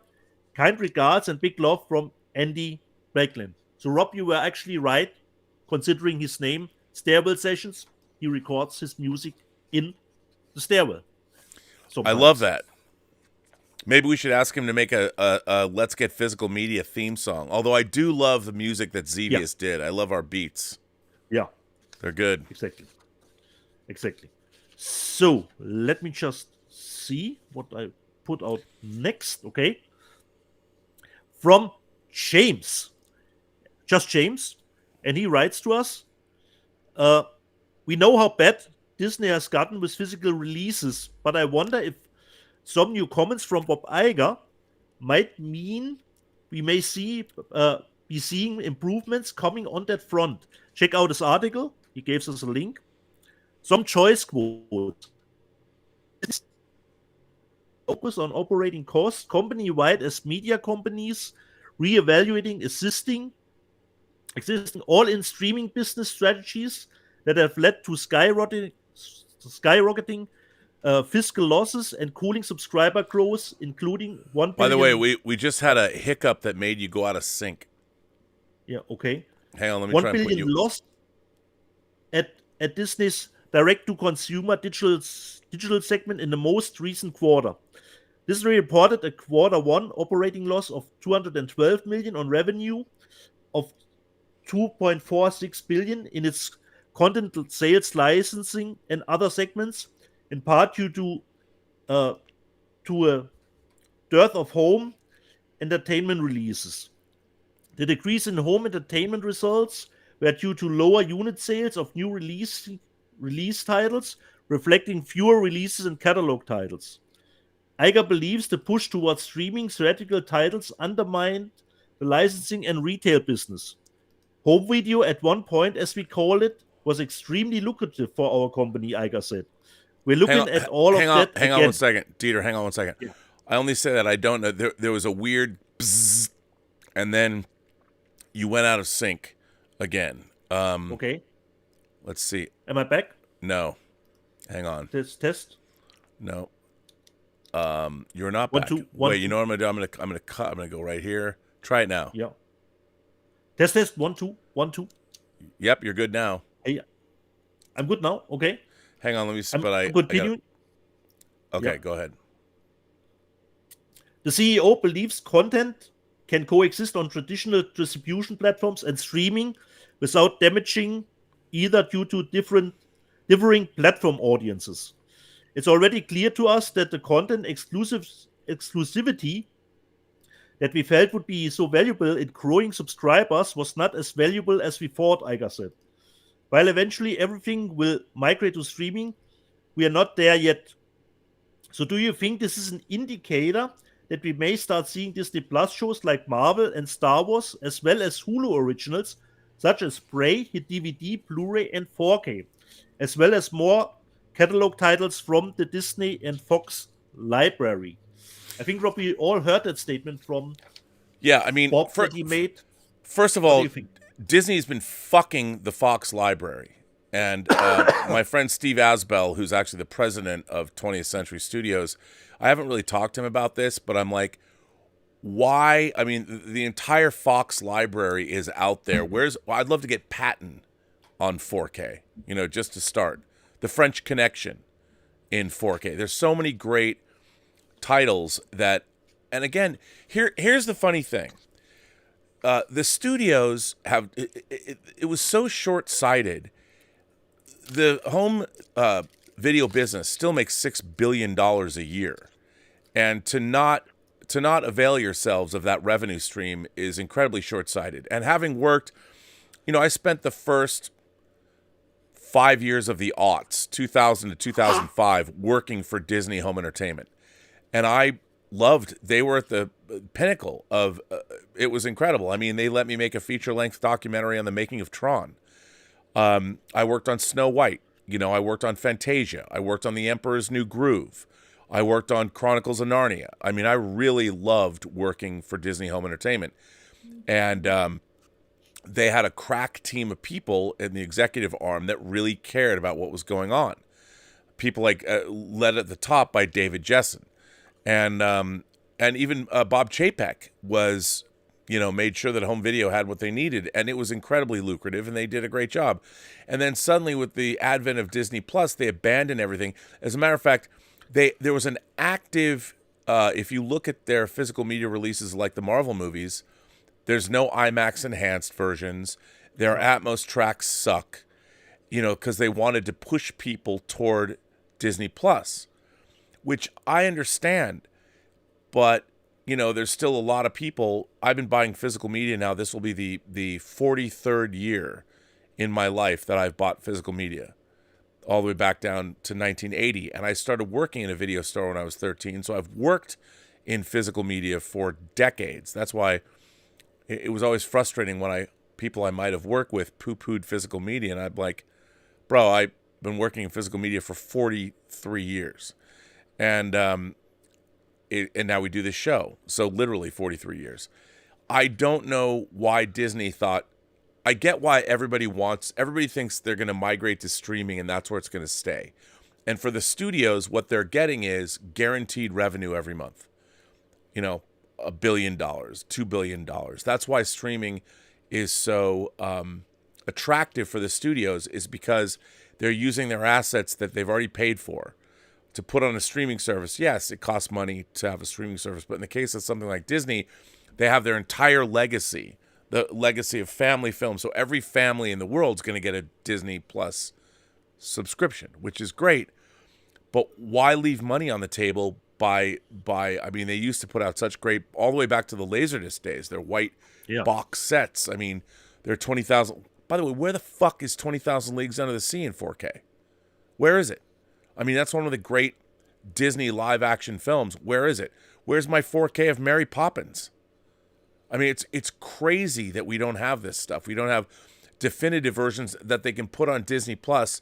And then, I mean, and I honestly, again, part of it is like, I'm sure the people at fucking Disney are like, what's 20,000 Leagues Under the Sea, man? Fuck off. Give me 20,000 Leagues Under the Sea on 4K. It's really angering that there's, when we were kids, I would watch movies from the 20s, 30s, 40s, 50s. I never, as a kid, I would watch anything. And I don't mean to blame, but kids today won't even watch things that are 30 years old. They have no interest, and I get that. So now you have a bunch of people at the studios that haven't seen any movies that were made before 1990 or 1980. And they don't even know that Disney made one of the great 20,000 Leagues Under the Sea is one of the great fantasy sci-fi films ever made. And it's like not in 4K, and they put it out as a bare bones Blu-ray as part of their movie club. Like, give me a fucking break. Give me a 20,000 Leagues Under the Sea with the beautiful Blu-ray or the beautiful Laserdisc. They released a box set, beautiful white box Laserdisc set. Where is that movie now? And why don't we have a 4K of it? And hopefully Disney will jump back into this. But the problem is, there's nobody working at Disney. They've gutted their home video department. There's John Bernstein. I don't know if John Bernstein is there anymore. John, if you're still at Disney, give me my fucking 20,000 Leagues Under the Sea. And by the way, they owe me. Disney really fucked me over. But when it came to Chronicles of Narnia, but that's a whole different story. But maybe Disney will get back on the bandwagon. So if I could editorialize some more, you guys did the best job in the world, and then you fucked it all up, and it really sucks. Do better, Disney. Wasn't Iger himself perhaps one of the leaders for more going to streaming? Yeah, I mean, because they thought it was going to be they thought it was like, oh, everyone's going to come over here, and that's where they're going to land. From now on, we're going to have Disney Plus, and every family in America has to have Disney Plus. Anybody that has kids, because all their content is there. The problem is with Disney Plus, all they're making is even their Star Wars content. I'm sorry, but my God, The Mandalorian Season 3, what an inert... I mean, I'm telling you, watching Mandalorians fighting when they know there's giant lizards that'll come out of the water and eat them, like, why didn't that season open with them landing en masse on Mandalore? You know, going underground where they're protected and start rebuilding their civilization. I mean, the Mandalorian this season we're 4 episodes in, and what's the story? I mean, they keep leaving, like, let's go spend half of this episode talking about, you know, some doctor in a cloning program, or let's spend half of this episode talking about how Grogu was rescued by Ahmed Best. I mean, it's not well written, and it's just not good. And we're already halfway through the season. I mean, I honestly don't care. There's no narrative thrust. I don't care. I really don't care. There's nothing in The Mandalorian other than it's Star Wars. I mean, I couldn't wait to see every episode of Andor. Couldn't wait. Mandalorian, don't care. Don't care. And okay. Disney, anyway, yeah, I think they are going to release those things. I want Andor on a 4K. Although I will say this. Disney Plus streaming is really good. Watching fucking the Avengers movies enhanced for IMAX look and sound great on Disney Plus. Love watching those 4K streams because the Atmos tracks and the IMAX enhanced stuff I don't have on my... And I bought all the fucking Marvel movies on 4K Steelbooks. Yeah, me too, bro. Me too. Except for the last one. So, just another short one from Jeff Dyer. He writes, "Hey guys, I have a Sony 4K player and have noticed that many of my 4K movies will freeze up at some point. I never have this issue with my regular Blu-rays. Any tips or suggestions? The player is probably 3 to 4 years old and it's used 4 to 5 times a week. It's very frustrating and happening so often that I almost expect every one of my 4K movies to stop at some point. The only way I can keep watching is to turn off the player and try again. Do you experience this issue? What should I do to resolve this problem? Thanks, Jeff." Well, Jeff, this is hard to resolve if you're not... have you updated your firmware? I would say that would be the first thing I would try and do, is do a firmware up. Because unlike like DVD where you put a disc in, it spins and it plays, Blu-ray and 4K are more like computer programs. Yeah. So you want to make sure that the firmware on your player is updated. Yeah. But if the player stops working completely, considering the 4K, it's always good to have another 4K player, not only as a backup, Just if you have problems with this disc, have you the same problems with this disc on the other 4K player, so you can rule out that it's the player. Is it the player or is it the disc?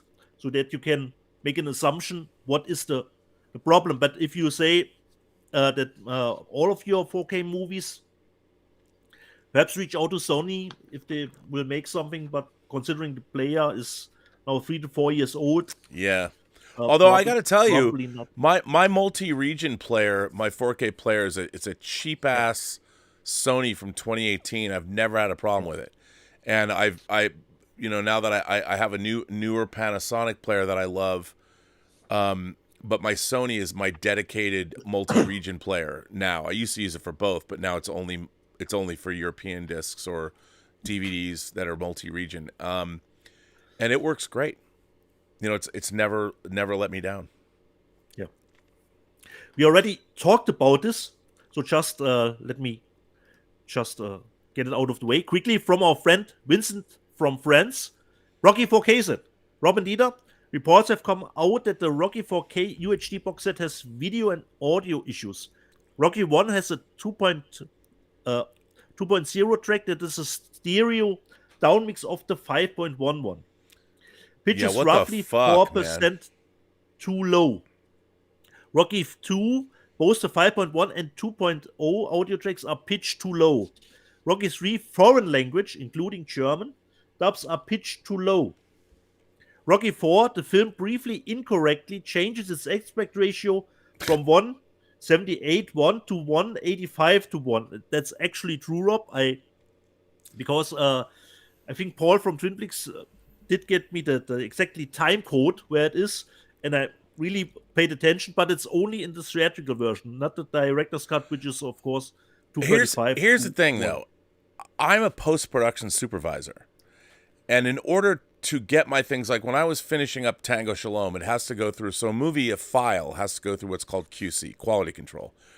You have to go to an outside company and an outside verification that will verify the film. So if there's they found things in the movie that I'd never even seen, and I edited Tango Shalom, like C-stands, light stands that were visible in the frame that I had seen a million times. I'd never seen them. The quality control guys, if that's the case, it leads me to believe that they didn't send the film through quality control in some ridiculous effort to try and save money. Or the people that did do QC should pay for that, because that kind of egregious error should never happen, ever. That would be something QC would flag. So when you finish a file, usually, like my distributor, Vision Films, required that the file that I delivered to them that they're going to distribute is perfect, that there are no problems. So I have to go to a third-party vendor to do QC, which it costs thousands of dollars, because somebody has to sit there and look at it up on scopes, and any problem, any sound issues, anything they're supposed to catch and flag. And my distributor would not accept the film until we pass QC. And QC would find, the whole point is if they find mistakes, there weren't a lot, but there were things I was surprised by. I'm like, oh my God. And I fixed them. And then I would go back to QC and say, everything's fixed, and they'd run it again. And somebody would have to do the whole thing. So it leads me to believe that if something like those Rocky movies come to market, people weren't doing their jobs. It all comes down to, it's not a mistake. They weren't following the process. They were trying to cut corners, and they get fucked in the end, because then they have to recall the discs or replace them. And then the stuff that was a mistake has to be fixed. So they have to pay people to come back in and fix it. This is the problem with home video, is that all of the institutional knowledge, all the people that knew what the fuck they were doing, and all these kids that are working there now, no offense, they haven't had the experience. They don't even know the difference. They don't know the difference between 178 and 185, or 166, or 2-1, or 239-1. They don't even know. And not to blame them, but I do blame them, because nobody learns what they're supposed to learn these days. It's all a shortcut. Let me look it up on Wikipedia. And that's what happens. And anyway, end of my rant. We have the short aspect ratio change in Rocky 4. The digital bits is already on the topic with MGM and Warner. It's common to find French or German tracks with the wrong pitch because of the PAL NTSC conversion. That is correct. From 25 images per second to 24.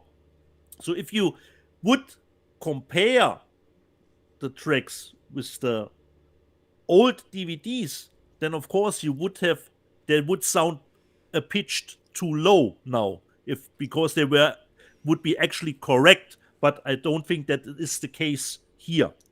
Do you have any insights on why this happens so often and that no one on the technical side notices it? I think Rob has already and by the way, the only reason it's not noticed is because they're not following procedure, and because it costs money, and everyone's trying to not spend any money. And what ends up happening over and over and over again is that we end up getting things that are fucked up. Okay.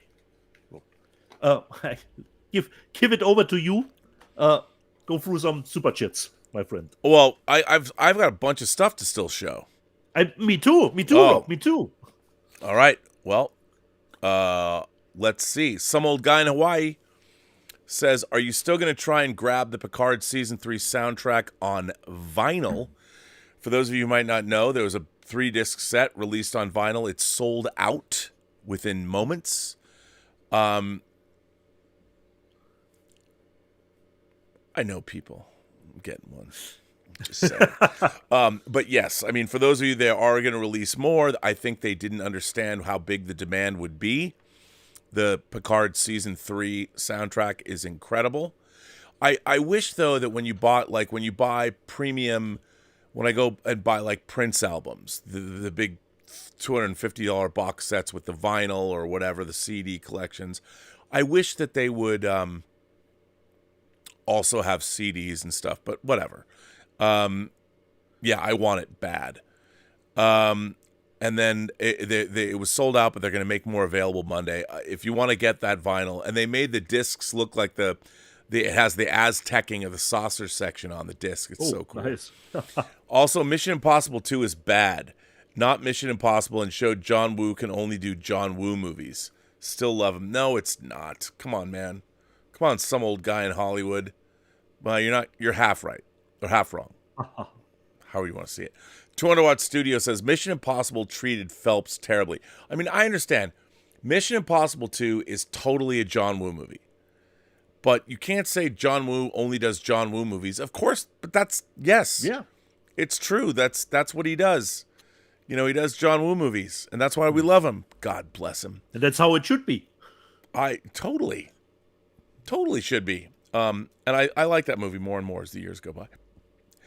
200 Watt Studio says Mission Impossible treated Phelps terribly. Ghost Protocol are the only MI films that are good. Well, okay. Yes, it's a very... since you said it, I agree with you when they finally settled into an actual Mission Impossible tone. But I do enjoy the weird Brian De Palma-ness of Mission Impossible 1. I do love John Woo doing Mission Impossible 2 and J.J. Abrams doing Mission Impossible 3. And I love Philip Seymour Hoffman in Mission Impossible 3. Yeah. But it finally congealed, if you want to call it that. That's the right word. It finally congealed into the franchise that it was destined to become with Ghost Protocol. And it's pretty crazy that we're coming up, I think when Dead Reckoning Part 2 comes out, it'll be 30 years. We'll have 8 Mission Impossible movies in 30 years. That's crazy. If you think about it, that's really nutty. Tom Jr. Jackson says, today is The Outsiders' 40th anniversary. I didn't know that. Stay gold, Pony Boy. But I have the big box set from Studio Canal. That's another great box set full of swag that has the complete novel in it. I mean, it's a little histrionic and melodramatic, but I like The Outsiders. I mean, again, what's really interesting about Dieter, when I was a kid in elementary school, everybody had to read this book, The Outsiders by S.E. Hinton. I don't think any kids read it today because we're 40 years on or whatever. But everybody read The Outsiders, and I think the movie. I like the movie. I don't love it, but I like the movie. And if you look at it, everyone from Tom Cruise to Patrick Swayze to Emilio Estevez to Matt Dillon. I mean, they're all our own Karate Kid, Ralph Macchio. Yeah. They're all in it, and that I love. I do love. It's a beautiful looking movie. I like the music. Was it Stevie Wonder? Stay Gold. It's great. I prefer the second movie he made that was based on an S.E. Hinton book, Rumblefish. Rumblefish is one of my favorite movies of 1983. It's incredible. I love Rumblefish. And it's got Stuart Copeland's soundtrack. And if you guys haven't seen Rumblefish, I know it's black and white, but you should watch it. It's one of the coolest. My favorite teen movies of all time, I think, Risky Business and Rumblefish are the two. And they both came out in 1983, which is crazy. I'm so old, I'm going to die soon. Andy Beglin's Stairwell Session says, I'm sorry for my negative opinion, but how weak is season 3 of The Mandalorian? That last episode really disappointed me, especially after the masterpiece of Andor. You're going to get no argument from me, Andy. Yeah. 200 Watt Studios says, Rocky was nominated for a Best Sound Oscar. To mess that up or not include the nominated audio is egregious. Agreed. And this is, again, there's no excuse for any of this. No excuse. But that's what we get. And Stubble McShave sends in a tip and says, I checked out which movies that were released in 1977 since I was born that year. And I was surprised that there were so many iconic movies. Star Wars, Rocky, Smokey and the Bandit, Close Encounters of the Third Kind, Saturday Night Fever, The Spy Who Loved Me, and Annie Hall. Rocky was actually released before that, in the year before, but you probably, you got it in 77. But yeah, the other ones they were great. I mean, it was awesome. But yeah, and I have Smokey and the Bandit in 4K. I love Smokey and the Bandit. Eastbound and down, 18 wheels are rolling. Love it. So there you go. Should I show more stuff? Are we through with the super chats, Rob? Yeah. Unless somebody's send in more if you want. You could have done like Oscar Schindler. You could have done more. I'll start. Look, okay. bro. Yeah. Arrow. Ooh. 4K Last Emperor. This is now. I bought the Italian 3D version of Last Emperor off Amazon Italy. It's not a great 3D conversion, to be honest. I love this movie. This obviously won Best Picture. This disc looks incredible. Arrow. I love, when I get these Arrow boxes, and I love stroking them, the matte finish. It's got a poster. It's got an Arrow. They really do these books up right. I mean, the heart. I mean, these are. If this was in a store and it was a normal size, I would buy this. They always do such a great job. They have Cronenberg's Naked Lunches coming out from Arrow. And by the way, did you buy the 1200? I didn't get it because they won't ship it to America. The Zavi, the unbelievable box set of Leon the Professional. No, Rob, because I have the 4K steelbook, and even if the movie is great, but at the moment, Rob, I think even I can't order it, Rob. No, I know, and I'm like, why do you tease me? Why do you have to be that way, douchebags? Yeah. I did get the Dragon Slayer, but I haven't watched it yet. I don't know. Now here's something I got to give a shout out to my friend Dave Hargrove, and I can't believe I didn't know this. Did you know, Dieter, that there are 2 different versions of Stanley Kubrick's The Shining? And did you know that one is 25 minutes shorter? No, Rob, that's news to me. You know what? I'm Stanley Kubrick's my favorite director. Apparently, I slept on this, but the new Toshin $1,500 Kubrick book, which I wanted to buy but didn't because I have the other ones. So there is a European version of The Shining that is 25 minutes shorter than the American version or the version of the rest of the world. This, my friend, is it. This is the Blu-ray of the European version of The Shining. And who produced that cut? Kubrick. Kubrick recut this, took out a lot of the stuff that's outside the Overlook Hotel, like when Danny has the psychiatrist visit and all that. I did not know this. And my dearest friend, Dave Hargrove, one of my dearest friends in all the world, I met him in 1988. When I met Dave Hargrove, we had mutual friends stand us in front of each other, and they literally, on the steps of the Norris Theater at USC, they go, okay, go. And they wanted to see who could out-nerd the other. That's how I met Dave Hargrove. And it was so, when they said go, I'm looking at, and of course, those two guys I'm not really friends with anymore, but Dave is one of my dearest friends in the world. And he told me about this. He goes, so I go to Amazon, they had one left. Maybe they have more now. This was the one they had left. So this is the 25-minute shorter version of The Shining. And as a completist, come on, man, I had to get this shit. I didn't even know it. I had no idea that it existed. None. Is it as a title as a director's cut or? Nope. It's just an alternate version of The Shining. It's called the European version of The Shining. Okay. Now, jumping from Stanley Kubrick to another masterpiece of direction, Zalman King. The man who brought us things like 9.5 Weeks and the Red Shoe Diaries. Zalman King, finally, if you know his masterpiece, Wild Orchid, with Mickey Rourke, well, he made a sequel. He made a sequel, Wild Orchid 2, originally titled Blue Movie Blue. It has nothing to do with the original. And in Zalman King movies, you don't even get great nudity, but they're very sensual, very erotic. I'm a big Zalman King fan. Nina Shamosko, Casey Shamosko's sister, who's in The West Wing, is one of Jed Bartlett's daughters. In this, I mean, she's a porn star who falls in love. Wild Orchid 2, Blue Movie Blue, or 2 Shades of Blue, whatever you want to call it. And you've got Nina Shamosko as Blue, Robert Davi, Tom Skerritt, Wendy Hughes, and Brent Fraser. I mean, this, my friend, come on. You don't get, like, this was late night erotic stuff. I saw this in the theater, actually.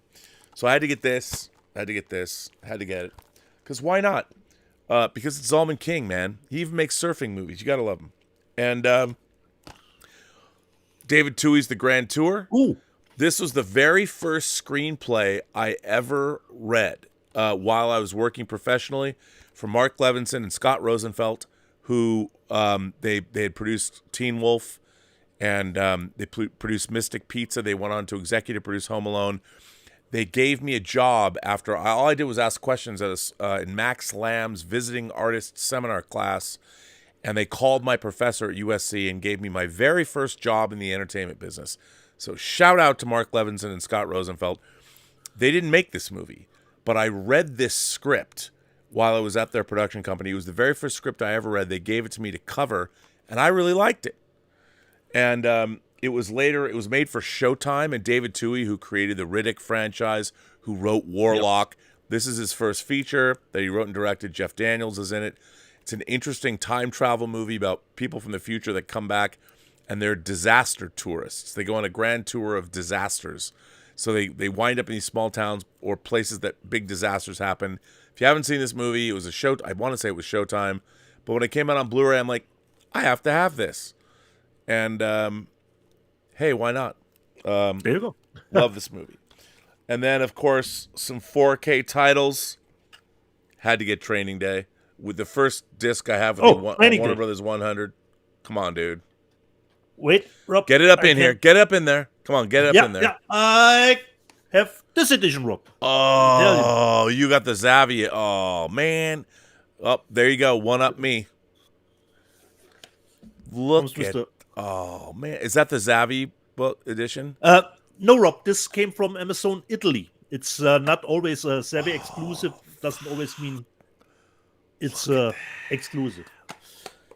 And it comes, I think, with some lobby cards and posters. Not opened it yet. Let me just check. So we've got backdrop of it. So Wow, that's pretty sweet, dude. see here, yeah, some nice lobby cards of the movie. Have you seen it in the new 4K, Rob? Oh my god, yeah, I watch it. It's so good. And are you happy because there are some controversies about the look too, considering? You know, it's funny because I was A-Bing it I was watching it on HBO Max, and I thought it looked great. And the poster artwork in it. By the So way, a little bit of a special edition. yeah, I loved it. A little bit. It's what a beautiful set. Let's see what else. Then I got. I had to get this because I love this movie. Yeah. The Mask of Zorro 4K Steelbook. Oh, Did you nice, get that Rob. too? Nice. Yeah, but I'm waiting on mine, Rob, It's weird. because but I believe it got a nice price drop last week. Or yeah, and then even though it's not the Yeah. unedited version, I got this original Scream Steelbook Nice, in 4K. Rob. Yeah. And I know. got the Get Off My Plane Air Yeah, Force Rob, One wait, Steelbook. where's Come mine? on, bro. Where's You mine? know you got it. Come on, bro. Where do I have mine, Rob? I love this Oh, movie. here it is. To me, Me this too, is the me too, Jack. Rob. This is the unofficial Me too. Jack Ryan movie. I know he's not Jack Ryan, Me but he too. is. Come on, man. Just a blast. Great sound, and Gary Oldman. Sony, Dude. Sony is always doesn't disappoint considering the Nope. transfers. You always know what you're getting with Sony. I got Kubo because I love this movie. Yeah, Kubo and the me Two too, Rob, Strings, me too. bro. Yeah, dude. Where is it? Come Where's on. mine? Where's my Kubo? Ah, there, Rob. Because I have the steelbook. Oh yeah, I didn't get the steel. I don't know why I didn't get the Steelbook. I got that, but No, I I actually loved both cover artworks. Yeah, And it's I great. decided to go for the. And then the last thing I got, Kubo. and I love this movie, Korean War film, Devotion, Jonathan Majors, Glenn Oh, nice. Powell. Really like this movie a lot. It's great. I And think Rob, it's only out in the States on 4K. it might be, and I have to say that the Corsair, the plane they fly. Yeah. I built this number. I built 1/32 scale, 1/48 scale of the Corsair when I was a kid. One of my favorite plastic model airplanes to build. And I was predisposed to liking this. And this is a really good movie. Jonathan Majors and Glenn Powell are a great duo. And I love movies about racism. Not because I'm a racist, just because I like people who overcome racism. And I'm a sucker for those stories. A Soldier's Story, Norman Jewison's movie. I loved Devotion, and it's got great stuff in it. And Glenn Powell Nice. and Jonathan Majors. I mean, I can't wait. I love Jonathan Majors as an actor. I love this guy. His physicality. He was so good in Creed. Have you seen Creed 3 yet? We haven't talked about it. No, Rob. I Oh, have not so seen it. he's amazing. He's amazing as Kang. The hot toy of Kang was released or announced this week. It'll come out in like 2 years, but what a great hot toy. Ooh, gotta have that. But I really like Devotion a lot. And Jonathan Majors is the shit. Yeah, have to watch that, Rob, because it's on Netflix here internationally. Netflix. Oh. It's on Netflix here on. And that is my oh, you know what? Did Yeah. I show Gallipoli or Zoo Warriors of the Magic Mountain? I think Gallipoli you showed 4 weeks ago. Yeah, that's right. Okay, those are from last time. As far So that's as it. I, By the way, can So- we talk about Showgirls coming out from Vinegar Syndrome? know, Oh I wait, know. we did, but let's talk about it again. Just saying, my God, I know. can't wait. Can't wait. So then I continue, Rob. Even if we both got the box set, I thought, okay, it's a Schnäppchenpreis. So come, I bought Friday the 13th. Oh, Okay. and you know what I did? Have you watched that? No, didn't get around to it, Rob. Alright, Didn't get around to it. Because we do have the. Only- I love the box. I love that box set, but Yeah, me too, 4K. Just first one, but this was price reduced. So even for me, with the added shipping and the added tax customs, so for me, a fair price. Rob, I've not gotten around to it, but I really wanted to get around it because this is one of my favorite coffee and cake movies because I know the movie pretty damn well. You and your coffee. Dragonheart is a coffee. You know what? I didn't get that. Coffee and cake, man. Yeah. Coffee and cake movie. If you know the movie. So I'm really looking forward to it because Turbine even released a nice media book here, but they didn't get the rights to do a 4K release of the movie. So I'm really looking forward to this one from Shout Factory, even if it's just a normal release without any special packaging. So I'm really looking forward to this one.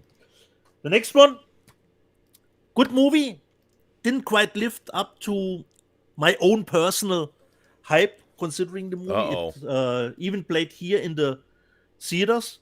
The film is called, Rob, The Retaliators. You know, and it says on the back that looks like it should be the greatest movie ever made. Exactly, Rob. A thrilling, bloody rock and roll fable, a horror movie with 80s action vibes, soaked in spaghetti western. Wait a minute, they call that a rock and roll fable? Yeah. So they ripped off Streets of Fire. Streets of Fire at the beginning, it says a rock and roll fable. So come on, Retaliators. Is this a new movie? Yes, this is a new movie. They should be ashamed of themselves. Shamed, tell you. It was good movie, but it didn't have that fast pacing that I was expecting from it. Yeah, so it's not a rock and roll actually fable. A little bit more. It was a little bit more serious that I was expecting the movie to be, but nevertheless, a good one. The Retaliators. It came with cast interviews, music videos, so really nice, and it's only, I believe it's only out in the States at the moment. The Retaliator. Rob, they fooled me. They lowered me in with the cover artwork.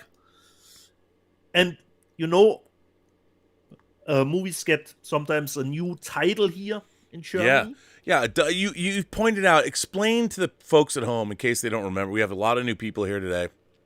Explain what Germans do with titles to movies.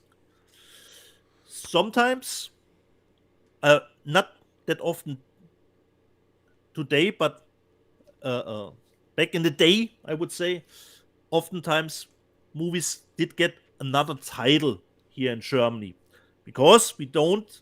The German, you want to know what to get. You know, you have to convey that with the title, what the movie will entail for you. You know, Phantasm, the Phantasm. Okay, das Böse, the evil. You know, the evil is in the movie. You know. You have to. Wow, so you Germans don't love things that like just sound cool. Like nobody knows. I mean, Phantasm they ever give you like in a definition. What is airplane? Airplane. It is the unbelievable travel in a crazy airplane. That is the German title. You know. So it's the same as the American title. Yeah, you get a comedy, but just airplane. You know. So we always get sometimes another title. And I bought this movie, loved the cover artwork. It was, I would say, it dips into the it's so bad, it's good realm. Uh-oh. And then I did go and find out, wait a minute. The original title is, I think I bought this movie already as a Hong Kong release, but I haven't watched it, you know. It's one of the movies, you know, the stack. By the way, bigger. How many times, I have to point out to everybody watching, this is not an unusual occurrence for us. No. How many times you're like, I bought, and then you're like, I own this already. I already have it. Yeah. So, Rob, they fooled me, Rob. So, the German title of the movie is One More Shot. This is the German media book. That's pretty Look at cool, this. though. I mean, look. Look Okay. at this, Rob. Look at this. Look at this, Rob. That's really cool. And now the question, Rob. I don't know. You probably can recognize. Do you know this guy on the cover, Rob? Well, he looks Does familiar. he seem familiar to you? Yes, he seems very familiar to me. But from the top of your head, probably don't recognize him. This is our friend Rob, Ricky O. Rob. No. The actor from the story of Ricky. Oh Exactly. my God. It totally is, too. With short hair. Exactly. And the original title is Virtual Reality Fighter, VR Fighter. And they retitled it here. One More Shot gave it this great cover. You know, this is not happening in the movie, Rob. A helicopter here. No, this is not. This is not happening. So it's a little bit. How would I describe it? A little bit Iron Man, just a tiny bit. A little bit Hardcore Henry and a little bit Die Hard. All in 82 minutes, and there was just ridiculous stuff considering story-wise. He at one point I'm pretty sure he was traveling with his daughter. He was living in New York. And then he got an invite to a laboratory, and he drives out with his Jeep. And Rob, I don't know, I was only once in New York, but I'm pretty sure that location doesn't exist anywhere near Manhattan Island or anywhere else. And I thought, where is he driving to this laboratory? So actually it reached some form of, I would say, it's so bad it's good kind of level. It's only 82 minutes long. Do you think that you're ever going to reach an age where so bad it's good is no longer a virtue? That you only want to watch good things? Could be, Rob. Could be. You know, because at the end of the day, life's... look, and as I've often told people, I was having this conversation just yesterday at WonderCon. You know, I was actually calculating, despite the fact that, I mean, I could become a vegan like James Cameron and stop drinking and lose weight. Everything still works, but I could get in much better shape, and that would extend my life. But I was thinking, you know, you could extend your life because I want to watch at least every disc I own one more time. And if you think about how we keep getting more discs, but if you think about how many days you have left of life, let's say you have 25 more years. If we're lucky, I have 25 more years, right? How many discs would I have to watch? Like, if I watched a movie a day, I might be able to get through my collection once. Yeah. Maybe. So, should you curate your collection and buy less so bad it's good movies?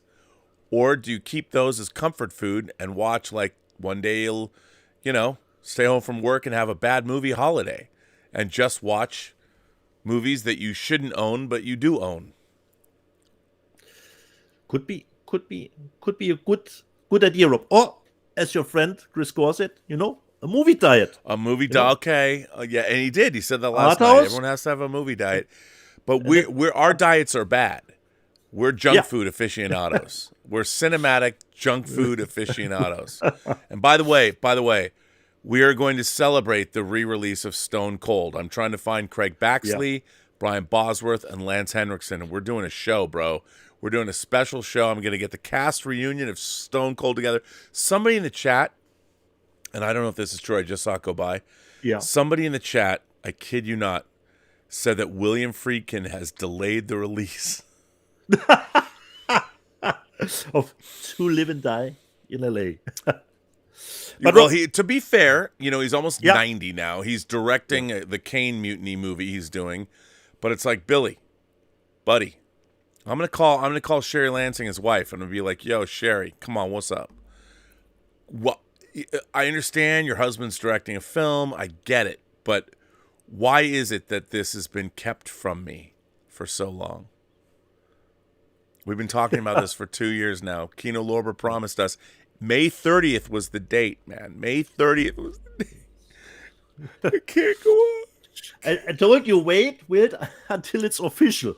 Look, man, it wasn't. They announced it. I mean, I'm tired I'm tired. I'm getting older, Dieter. How long do I have to wait? My entire life is waiting. But luckily, you got your French version with the book. You know what? Okay. I do. I have that, and that might be, maybe that was a sign. Maybe whoever sent me, I don't remember, whoever sent me the link. And by the way, that guy was like in Long Beach, and he sent it to me in like a day. Fantastic.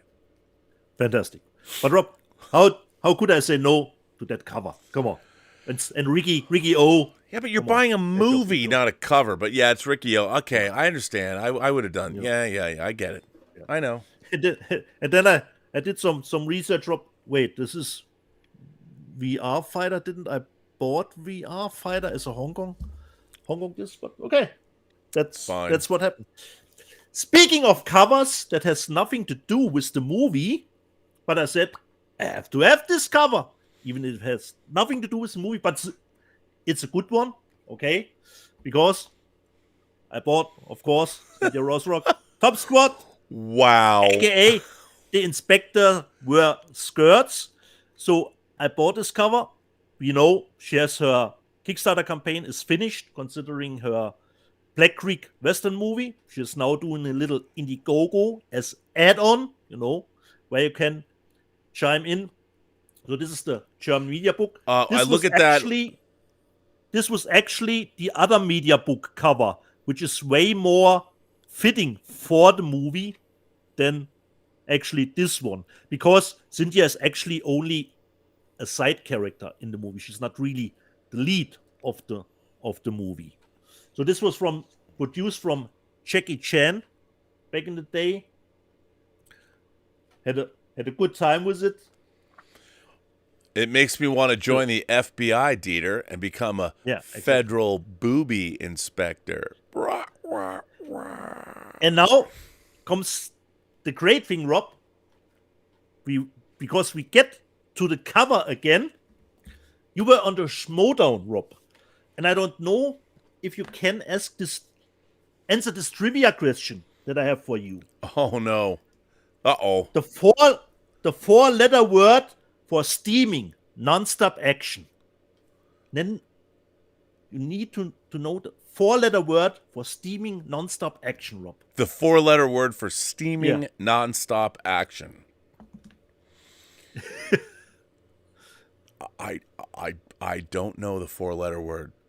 It's silk, Rob. What the hell is that? Now look here, Rob. Do you see something? What's happening here? What's going on here? What's happening? One of my Instagram followers, Dominic, helped me out.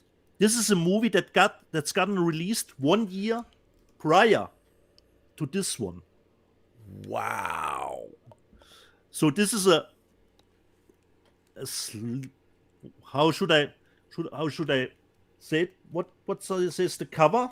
This is a shocking uncovering of Dieter, you are the Fox Mulder of trashy. You're no longer the trash panda, you're the Fox Mulder. The truth is out there. And first I thought, okay, I only show the cover artwork on my Kindle because I don't buy such movies.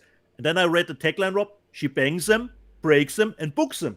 No, that's exactly the movies that I buy. You know? That's exactly the movies that I buy. And then I had to get it. This is actually from, what is the label? Code Red. Oh, and I went okay.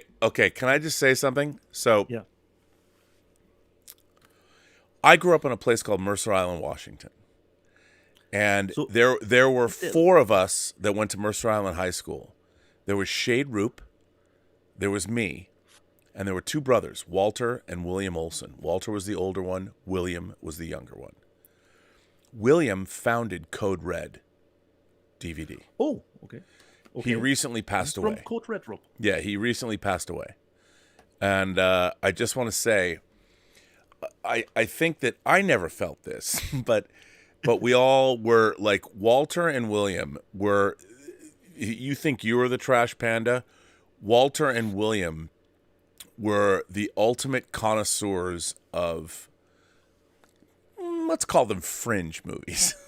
And And they were Walter and William got me the one sheet for The Visitor, the weird movie that was released by God, why am I drawing a blank on it with the eyeball? And I had that one sheet. I mean, Walter and William.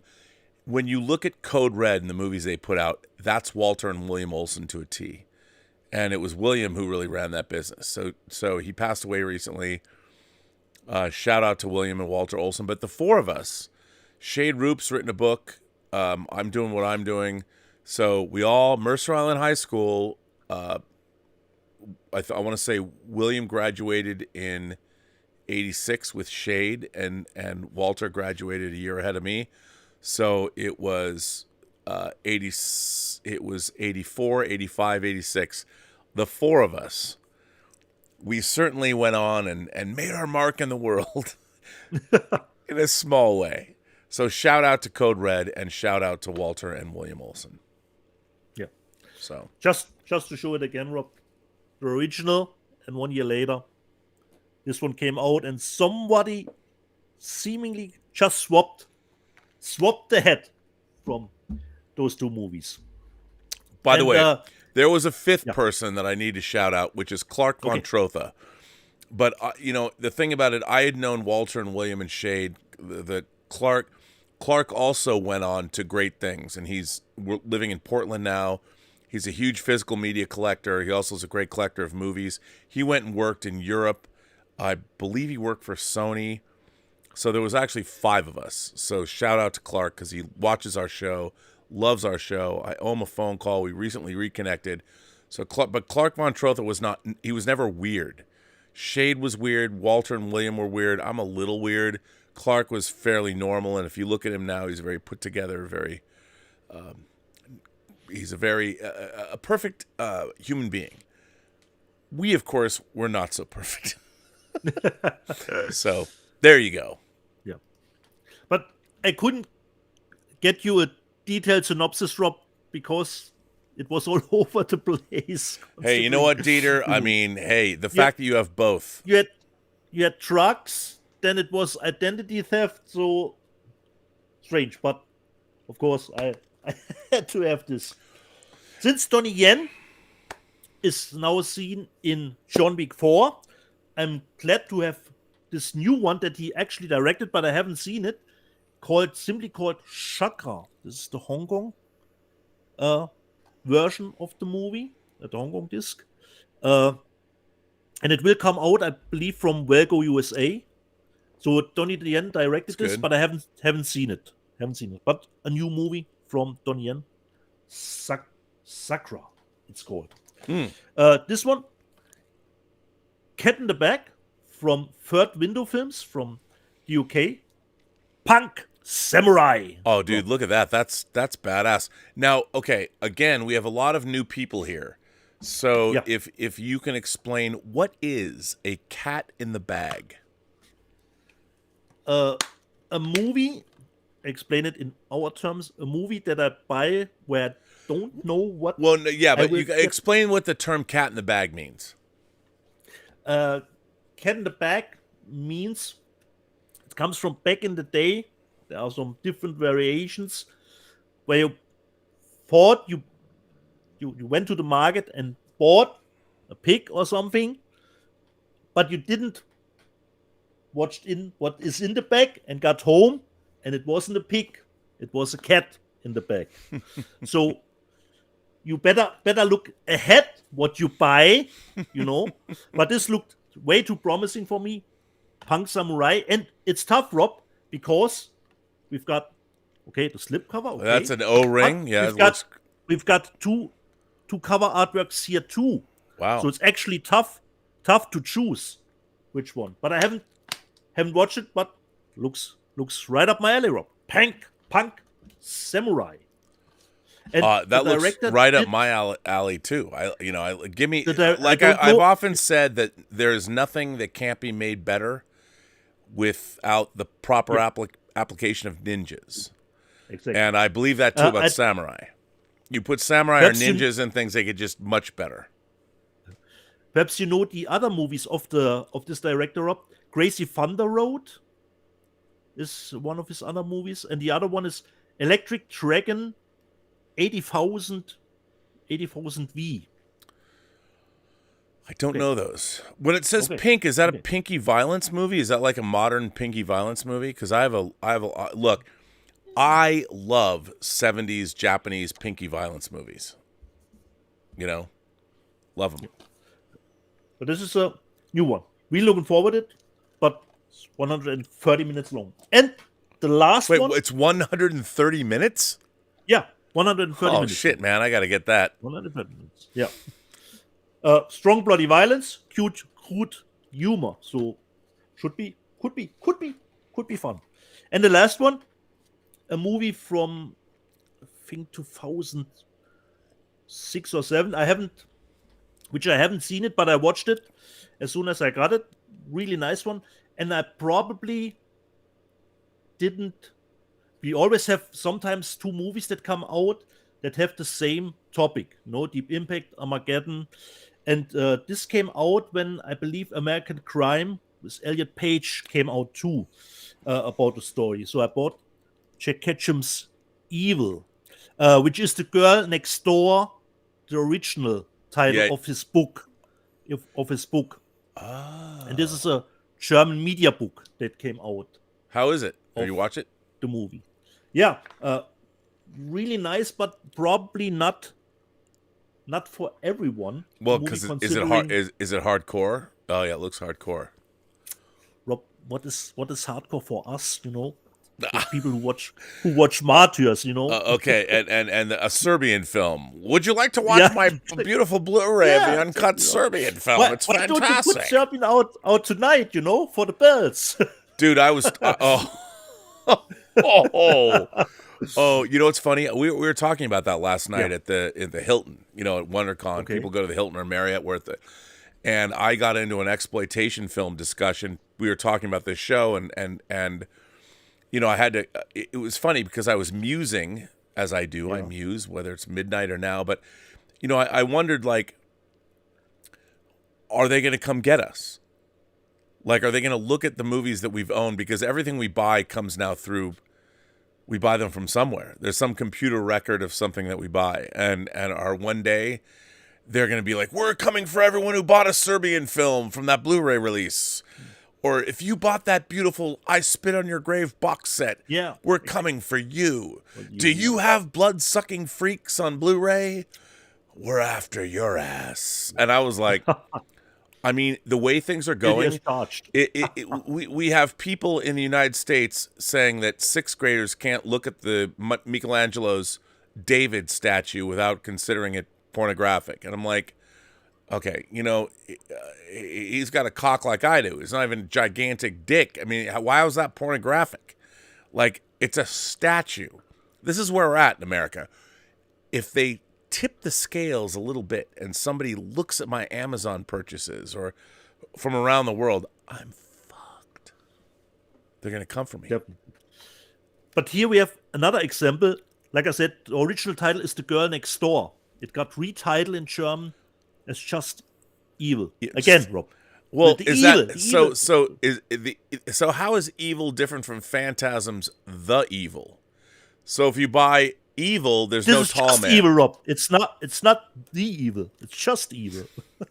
What's the difference? Like, is the evil worse than just evil? If it's just evil, it's just evil. But if it's the evil, it's even more worse. How does that work out? And I forgot, this is a 4K media book. It's pretty great. And the movie has the original title in it, so probably the original camera negative was that's was good. used Okay. for, All right. for the title. So this is I'm my down. last one for this week, Jack Ketchum's, but he is not the director. He wrote a novel, The Girl Next Door. Well, yeah, It's no, about- Jack Ketchum, for those of you who are up on your splatterpunk, Jack Ketchum wrote Off Season, which was a notorious cannibal family. It wasn't a video nasty. It was one of the very first original splatterpunk novels in the 80s. Off Season was one of those books. It was kind of like a Serbian film. It was like, oh my God, you have to read this novel. And I did read that novel. And he wrote a sequel, to it. He's probably written a trilogy. I only read the first one. I didn't read the sequel. But yeah. So let's see. We got more super chats, buddy. Yeah. Let's go. Chris C says. Chris C says, does the Phantasm 4K disc have a bunch of added lens flares? Touche, Chris.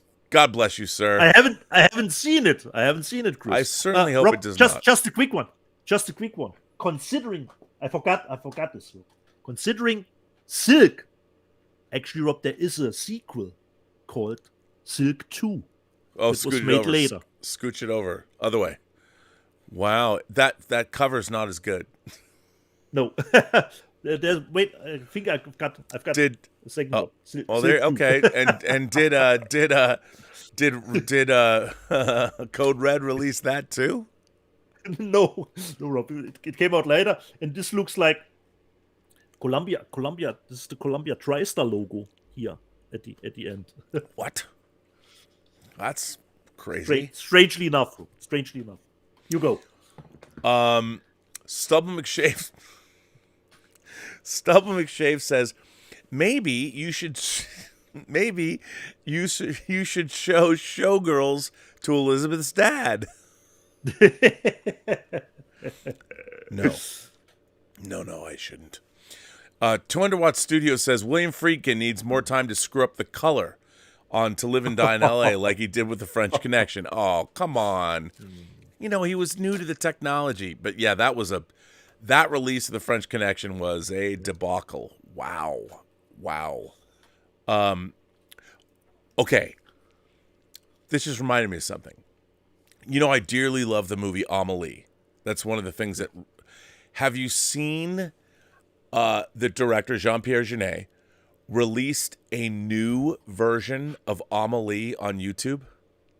No.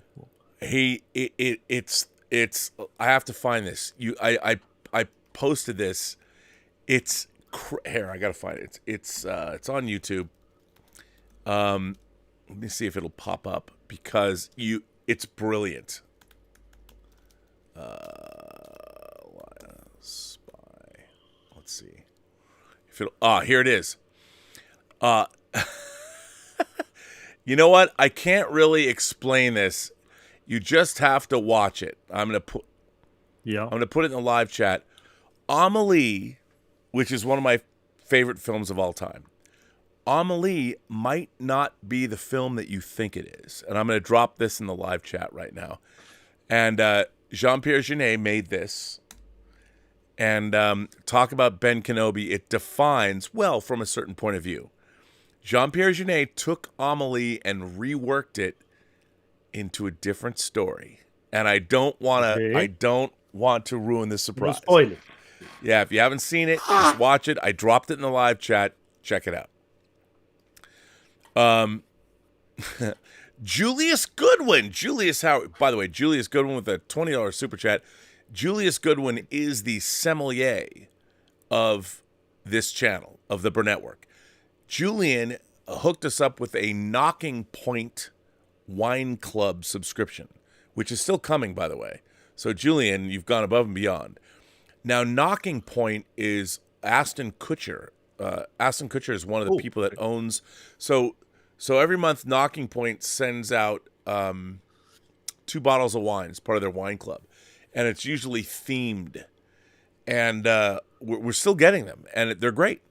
And they come to the house, and in our refrigerator we have this like center wine cooler door, and the Knocking Point wine always goes in there. And Julius started giving them to us for whining about movies, which, by the way, is coming back for real. I can finally use. People are like, "You mean you have these $400 microphones and you're still working on a Yeti from 2018?" Yes, I'm like talking into this as if it works. It's not quite hooked up, but there are 2 of these here, and you're going to see that all good. It's all coming back. But yeah, so Julius, good to see you. Julius says, I just wanted to say good evening to you, Mr. Burnett and Mr. Bastian. Haven't seen you in ages. thanks to my work schedule, but nice to see you and hope you've been well. Well, Julius, we have been well, and I want to thank you for continuing. We keep getting this great wine, and what's really cool is sometimes they give you sometimes they'll send you two of the same bottle or two very different bottles of wine. All good stuff, and thank you for that. Wow, 200 Watt Studio says, according to TMZ, Jonathan Majors, in Devotion Kang, of course, was arrested Saturday morning for allegedly assaulting a woman near Chelsea in New York City. Okay, what is going on? Okay, it wasn't Jonathan Majors. It was a variant of Jonathan Majors. There you go. Sorry, should I make light of that or not? I don't know. I thought that was a funny MCU joke, but okay. No one wants to see anybody assaulted, but okay, maybe that was in bad taste. I'm canceled. I'll wake up tomorrow and this was the last Let's Get Physical Media. Sorry, we're 3 hours and 4 minutes in. What do you want me to say? I didn't know that. I hope it all, it's not, yeah. Hopefully, okay. So, look, man, I didn't mean to bring out. Hey, this is just what a news. dollar! Thanks to 200 Watt Studio. What a dollar! Yeah, like I don't know what that has to do with physical media. I still love Devotion. And by the way, he was killer in Creed 3, and I cannot wait to see the bodybuilding movie he's into. So I hope that woman's okay. I hope whatever happened is, investigated and justice prevails. Resolved somehow. So where are we at now? Oh, we're through? Okay. We could do, Rob, what I have watched over the 4 weeks. Yeah, man, give it to us. Okay. And perhaps you can chime in, which, considering the movies you have perhaps watched too, of course. I finished The Last of Us. What did you think overall? Great show, great adaptation. Only one thing, Rob, as an action fan, the show could have used one more episode between number 8 and 9. You played the game yourself, Rob. Yeah. The underground tunnel with the bus. You could have one episode more where Ellie and Joel would have worked together, pop up here, pop up there, You know what, though? I feel you. I totally understand what you're saying. But here's my problem. Yeah.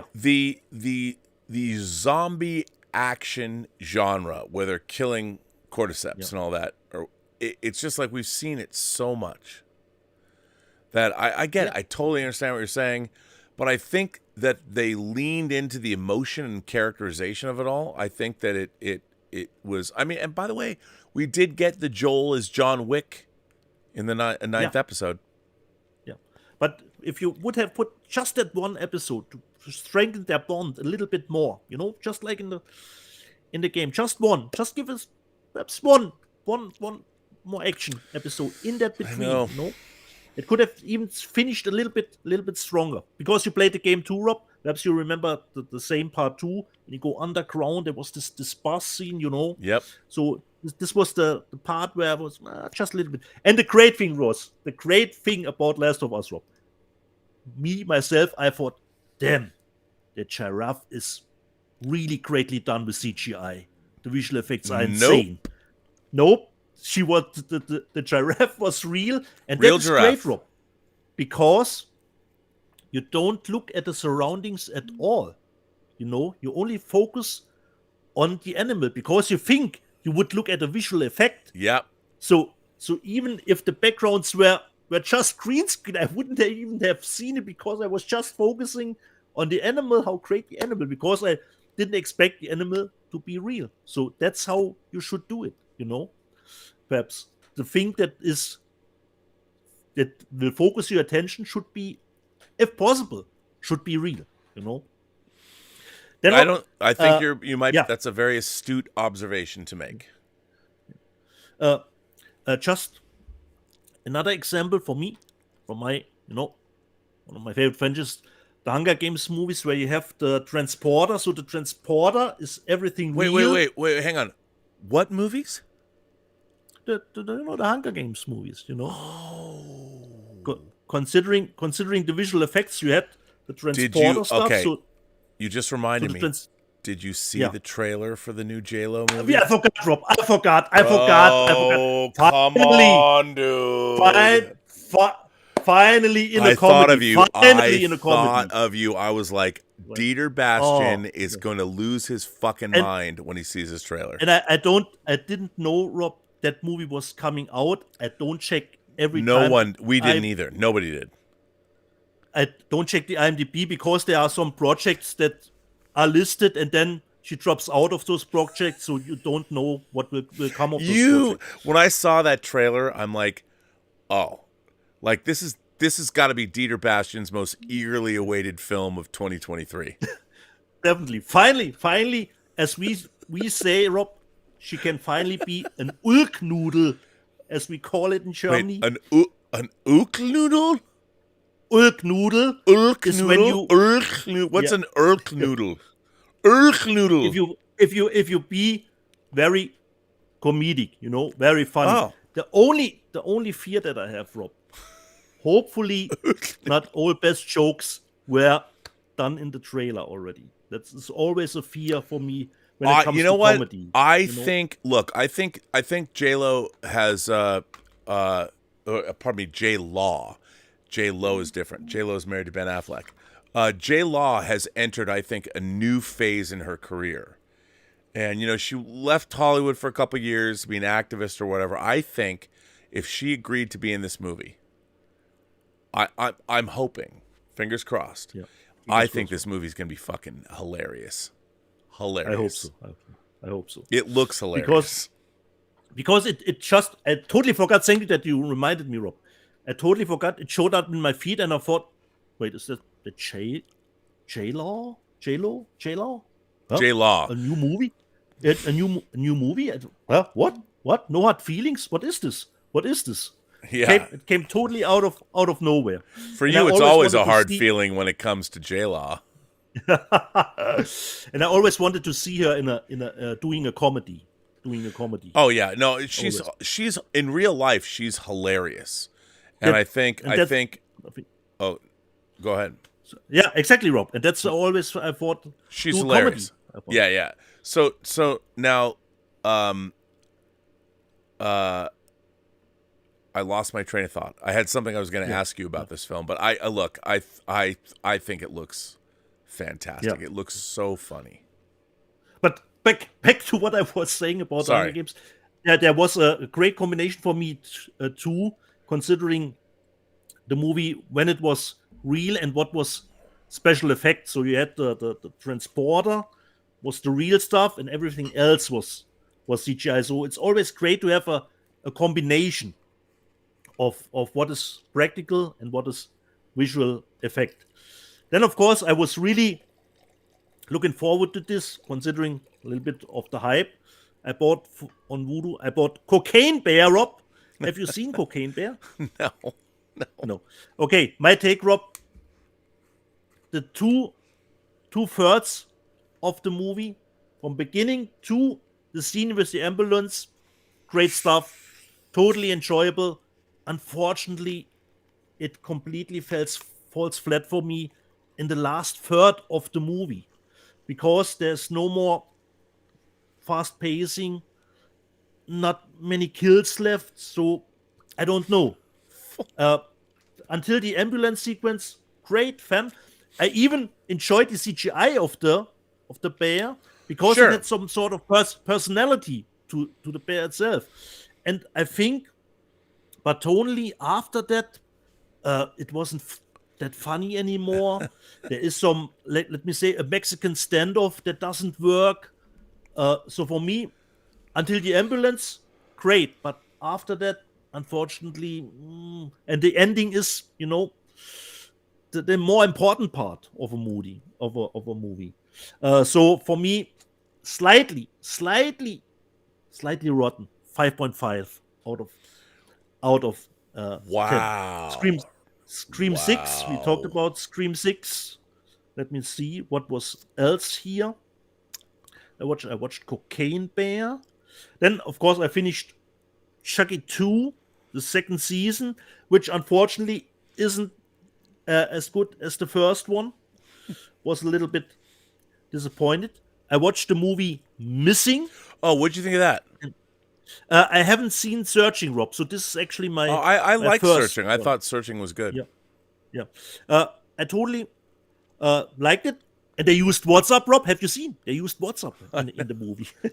Well, it's so funny. Everybody in Europe or what the only person I use WhatsApp with is you. Yeah. In America, we don't use it, but I like it now. I keep it more, and I love whenever I get a little WhatsApp. I've got it always open on my computer and on my phone now. So just to talk to you. So it was a really nice movie, but for me, this is a movie. I have it on streaming, totally fine for me. So I don't need that movie on Blu-ray. So let me just see what else there was. I saw Knock at the Cabin, Rob, from M. Night Shyamalan. What'd you think? Good movie.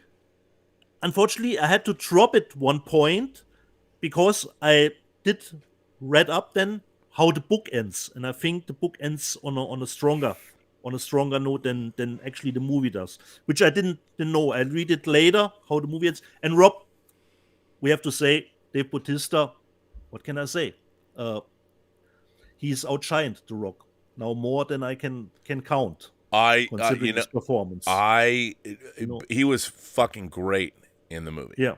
I see him and I don't think, oh, that's Strax or that's this role. He really, and considering the directors he's chosen over the last year, the roles he's taken. So Dave, heads off to you. Rob, I watched Infinity Pool. I know it's not the NC-17 cut, but I was really looking forward to the movie. Great concept for me once again. But I don't like it when it gets too bizarre, too artsy-fartsy at the ending, But totally love it. And then, of course, I will keep my eyes open for perhaps an unrated cut. But I don't think, Rob, Second Sight's putting out the. But I don't think, Rob, that there will be more violence in it. No, I don't. I mean, here's the thing. I mean, this is Brandon Cronenberg's third film, Antiviral, Possessor, and this. And I think while I appreciate what he's doing, David Cronenberg's early films, his father, obviously one of my favorite directors, even though I had these bizarre concepts, they were more grounded in reality. Whereas I think Brandon Cronenberg's are more philosophical, and I don't think, I mean, all three of his movies, I like all three of his movies, but I don't think they entirely work. Even Antiviral, when I watch it, it's so weird and bizarre, but the idea of it is this is going to sound strange, but David Cronenberg's early films, Shivers, Rabid, The Brood, he also Fast Company is in there, but that's more traditional.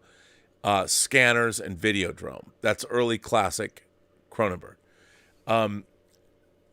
Even though they had a lot of bizarre shit in them, they were grounded in the sense that you could still believe that somewhere in the world, like, look, people are going to go, well, Rob, do you believe that a woman who was in a motorcycle accident can have plastic surgery and suddenly a stinger is growing from her armpit and she has to drink people's blood? Well, yes. I believe that because who knows why some stinger is, it's experimental plastic surgery. Like, I believe that whereas in Infinity Pool, it's so bizarre. And same with I mean, Possessor is his most, it's funny to say, Possessor is his most grounded movie, but like an Antiviral, they would like clone or whatever meat. So if somebody, your favorite celebrity had a virus and somebody could catch the cold, you could then get that celebrity's, that same sickness, and people would do that to be closer to their celebrity friends. I mean, that was just a little too, like, would people really do that? I mean, I understand what they're saying. It was a metaphor about celebrity culture, but there's something in Brandon Cronenberg's work that doesn't quite connect with me. Even though I really like it, it has these philosophical concepts that aren't necessarily grounded enough. Possessor, though, has that assassin vibe. Possessor was really interesting. But I think that Infinity Pool is so out there. I really enjoy watching it, but I don't believe it. And what I want, like, I believe, even as weird as David Cronenberg gets, even when he was doing Crash or Naked Lunch, those were literary adaptations. Or even Dead Ringers was a literary adaptation. And I always felt that I was grounded with David Cronenberg. With Brandon Cronenberg, it's almost like he comes up with these ideas and makes these films, but they don't have a connection to the real world. And I want to see him finally. I think maybe this fourth film he'll lock it in. But I did like Infinity Pool. Yeah, me too, Rob. Because the concept is, like you said, is great, and I didn't know what Infinity Pool, what the story was at all. So I did go in. So you knew nothing about it at all? No, nothing at all, Rob. Nothing at all. Then, a movie that I didn't know, but I had a great time. I watched From Vinegar Syndrome Freeway, finally. So I had a great time after I had adjusted that it is actually more of a strange comedy, and I was expecting more of a thriller. Freeway rules, though. Yeah. And they're putting out. I think they're putting out Freeway 2. Yeah, exactly, Rob. Exactly. So really had a good time with Freeway. Then I watched Becky again, which got a newer release, and I wasn't aware a sequel is coming. A sequel to Becky is coming. Why not? Teaser is out, and this was the second release of the title, and now it's on, as far as I know, on a BD50, and the first one was just a BD25, and it's got some nice bonus features. So I'm really looking forward to the second one. Then you have probably seen it, Rob. I catching up to you. Bones and All. I finally saw. Rob, could you call up Mark Rylance and say, can he play a normal guy for once in a movie, just for once? That would be. Well, he kind of did. He kind of did in Spielberg's spy movie. Even that one. Even this role was a little sort of hippy like, dippy. kind of brought it down. So hard movie to recommend. Actually, you have to figure it out for yourself. It's probably not for everyone's taste, I would say. No, I think not. I think not. So this was what I watched, and I'm working my way through the Missing in Action movies. I watched the second one, Great Transfer from Kino Lorber, and what I didn't know, Rob, perhaps you know that, I didn't know, the second one was actually the first movie they shot, not the first one. Yeah, I didn't know that. I did know that. Because when I'm Golem, I don't like prison movies. I don't want prison movie. I want something else. I didn't know that the second one was actually the first one that they shot. I learned that from your commentary. So nice on that one too. I didn't know that the second one was actually the first one. That they had the script. They filmed the script, but when I'm Golem was not happy. Right. With the outing. Okay, this was that's so far, Rob. Do we have some new super chats to go through? No, but we're now. Okay. Didn't we start the show at like? So we're 3 hours and 22 minutes. I guess we had a lot to show. After 4 weeks, Rob, that was to be expected. Planet 628 says The Running Man 4K is being re-released soon. I love this movie more now than when it was released in theaters. It might be my favorite Arnold film. It's a lot of fun. I've often said it's very interesting to me that no one's ever remade The Running Man, because if you go back to the original novel, you could totally remake that. Of course, I don't know if anyone would do it because it ends with an airliner crashing into a building. But tough. You know, tough sell today, Rob. Yeah, but you should. I think they should remake it and make the actual book. But now didn't you send me? I have The Running Man in 4K.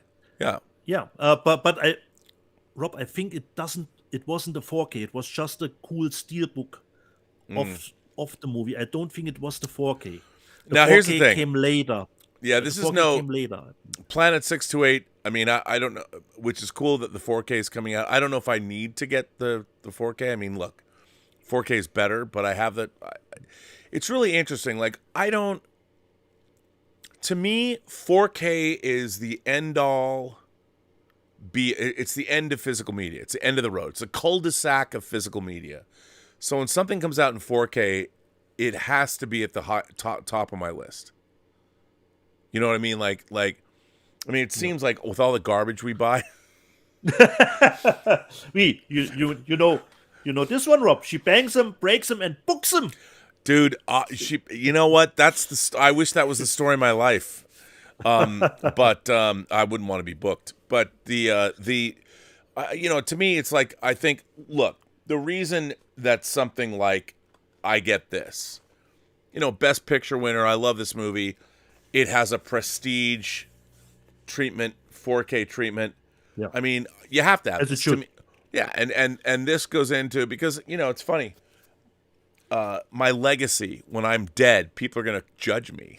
They're going to be like, why does he have this? Like, Elizabeth will walk around and she'll be looking around and I'll be in the ground rotting and someone's going to come in here and just take shit. Just, take what you want. But they're going to look at I'm going to be judged. My movie collection, my book collection. Why does he have a Serbian film? He was a terrible human being. Rob, that's easy to answer. If somebody would come to you and would ask, do you have a Serbian film? Shh, do you have a Serbian? Of course. How embarrassed were you when the father of Madame Bell came? Do you have a Danny Kaye movie? And you have to go, no. Why did you keep bringing that But up? I have a Serbian It's film. painful. Oh, what's really funny? Yeah. I would never want Murray Brandstetter to not only ever see a Serbian film, but to even know that I even know what a Serbian film is. And the thing about Elizabeth is her dad, her real dad who passed away, is from Serbia. Nikolic is her real last name. And even if Elizabeth knew that I had that movie and she actually watched it, she would look at me differently. She'd be like, "Why do you have this?" And then she'd be like, "What do you have on your computer? Do you have any kind of like weird?" Because then it all's like, then your everything suddenly becomes, now everything is suspect. It's no more jokes about Irene. It's like, what do you have on your computer? Is this what you get off on? I'm like, well, I also get off on Star Trek. So, we're complicated human beings, you and I. Yeah. Yeah. You bang them, you bust them, you break them. It's all good. Silk. Silk 2. Silk 2, exactly. So where are we at? Andy Beglin Stairwell Sessions says, I love my redheads. I know you do too, Rob. And how gorgeous is Belinda Belaski from The Howling? Wow, that takes me back. I'm a big Belinda Belaski fan back in the day, but I'm a very specific redhead guy. So I like the alabaster skin and the round face and the red hair, or like a Jessica Chastain, Nicole Kidman, that kind of vibe. My redhead fetish is very specific, and it was, by the way, shaped by the 3 redheads I dated. The first of which was this girl named Marina Pollock, who was in my high school. She was the single most beautiful woman I'd ever seen in my life. And there was a time, I mean, she went to my high school. She was a grade below me. I used to see her in the hallway, and I could not confirm or deny if she was real. Swear to God. It was so weird.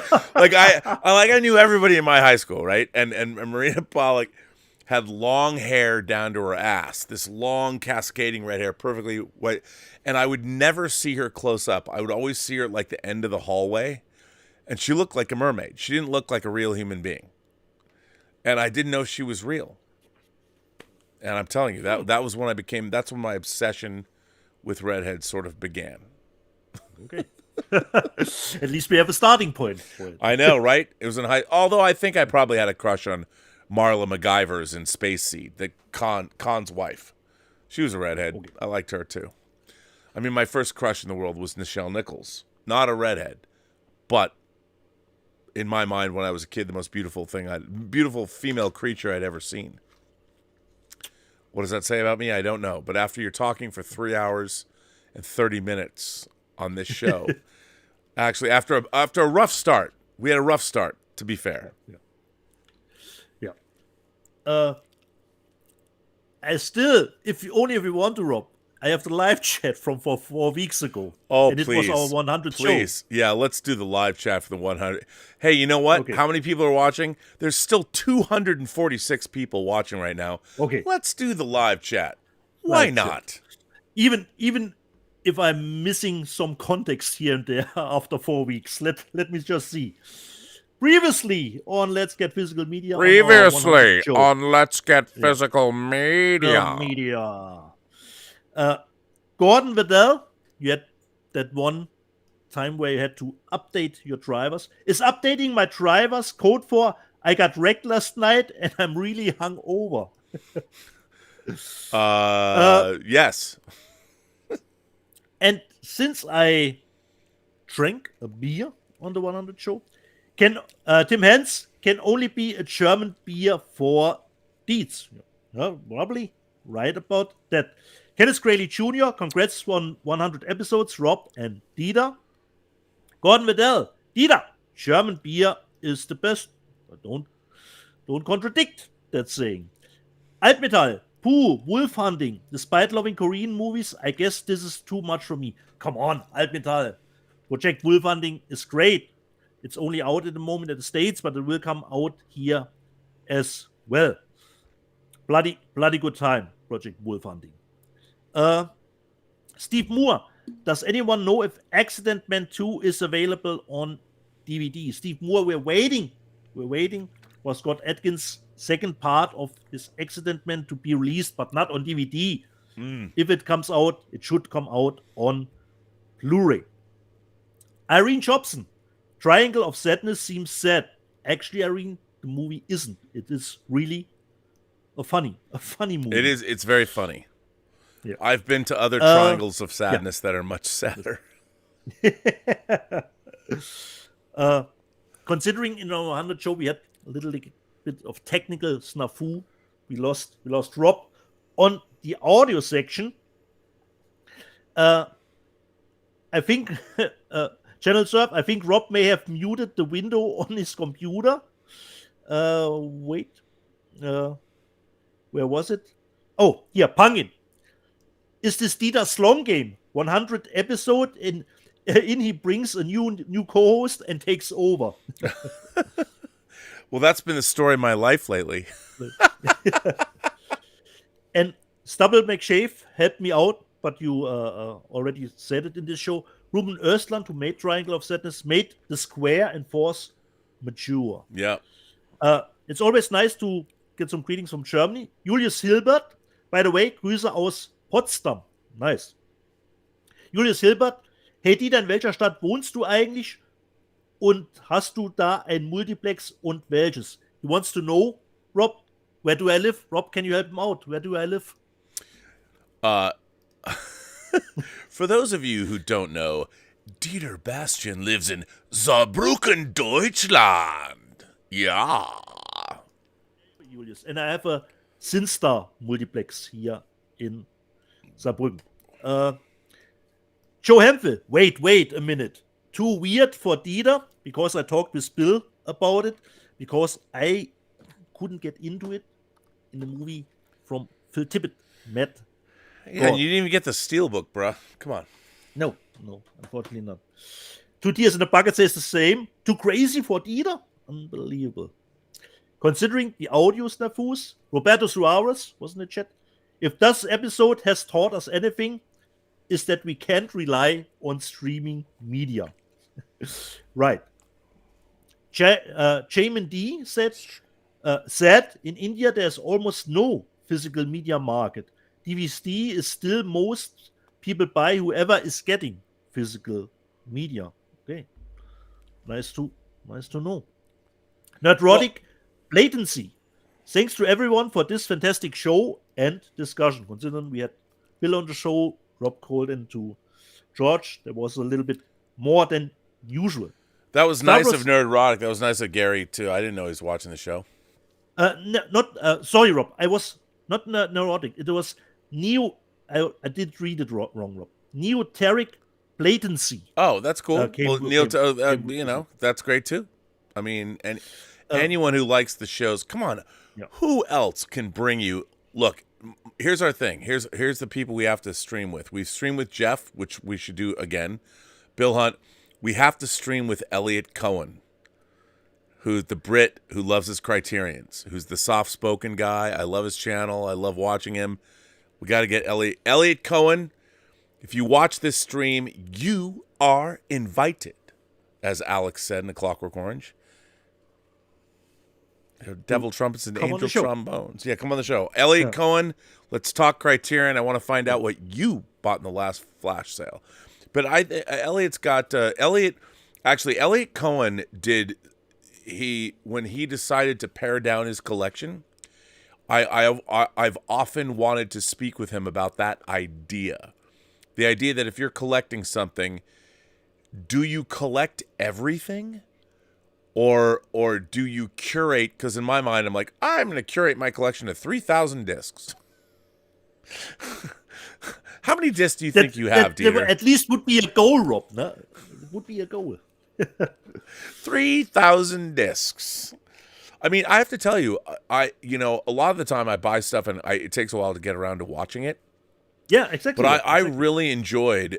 I bought Deep Cover at one of the Criterion sales. I want to say last year sometime, and it was one of these discs. I kept moving it around to different places.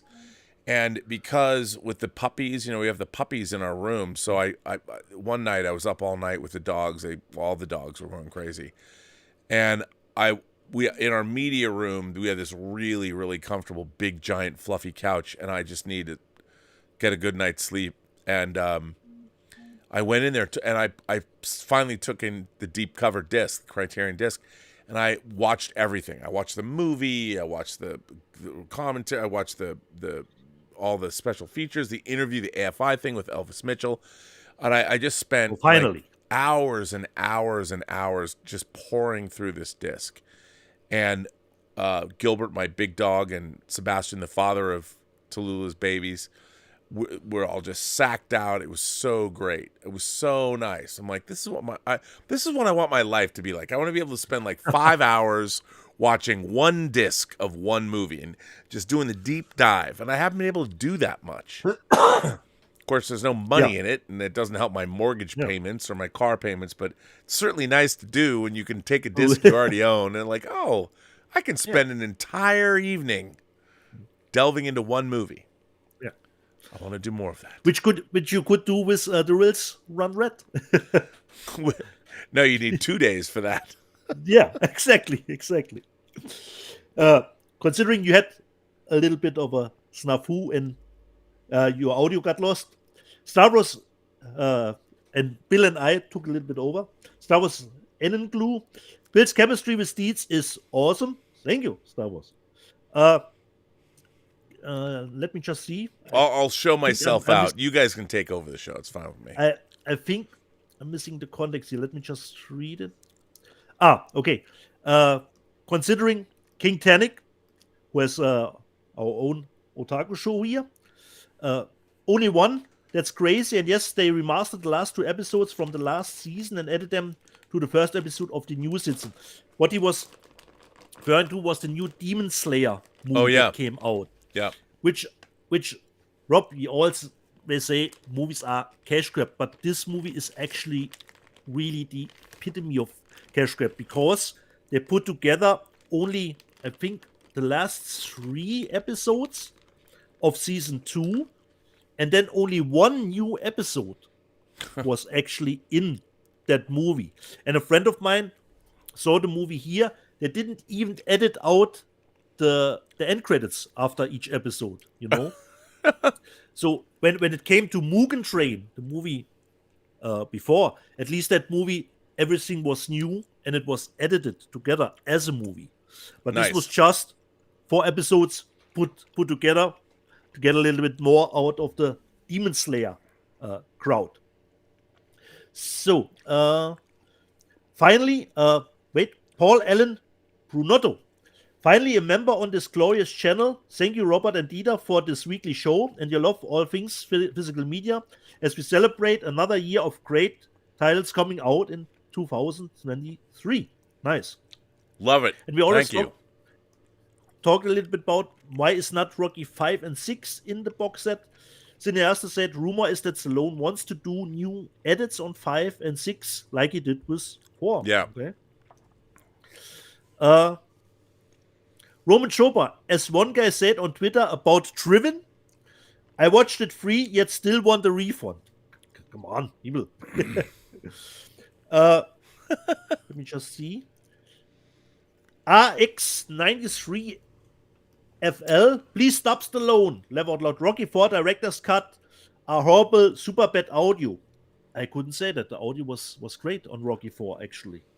So I don't know what you're talking about. Reese, I need Titanic 4K. As far as we know, it should come out. Well, Bill Hunt talked to John Landau, and he did say it's coming out. So I love all. Look, I want all the Lightstorm movies in 4K. By the way, this new transfer of Strange Days is better than the old transfer. It's really good. I told you. But please in 4K, please. I love this movie so much. Roman Chopra Emo, in my opinion, the worst film of the franchise is Rocky 4. Come on. No, it's not. It's not. Sue Montero, congratulations, Rob and Dieter. I personally don't own any physical media, but I love listening to you both passionately discussing all things physical media and more. Thanks, live long and prosper. It's always good to know that we have audience that actually are not really into physical media, but watch the show anyway. Danzig, 1979. For the 100th episode, you would have expected Kino to get William Friedkin to hand deliver the 4K to Live and Die in LA personally to you. Well, and it's apologize. it's not ready. It's not supposed to come out till the end of May, and now it's apparently it's been delayed even more. And apologize for keeping Rob waiting. Roman Chopra, where do you find time to watch all these films, guys? We don't, Roman.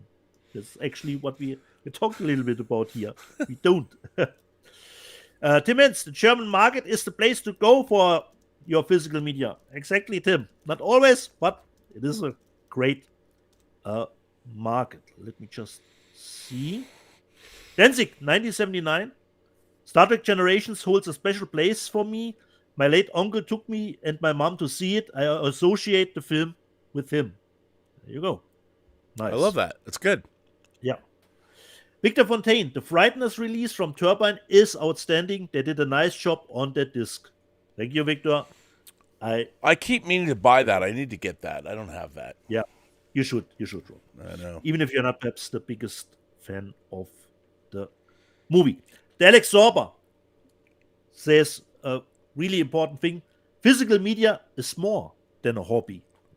There you go. It's a way of life. Tim Hens added, it's a passion and obsession.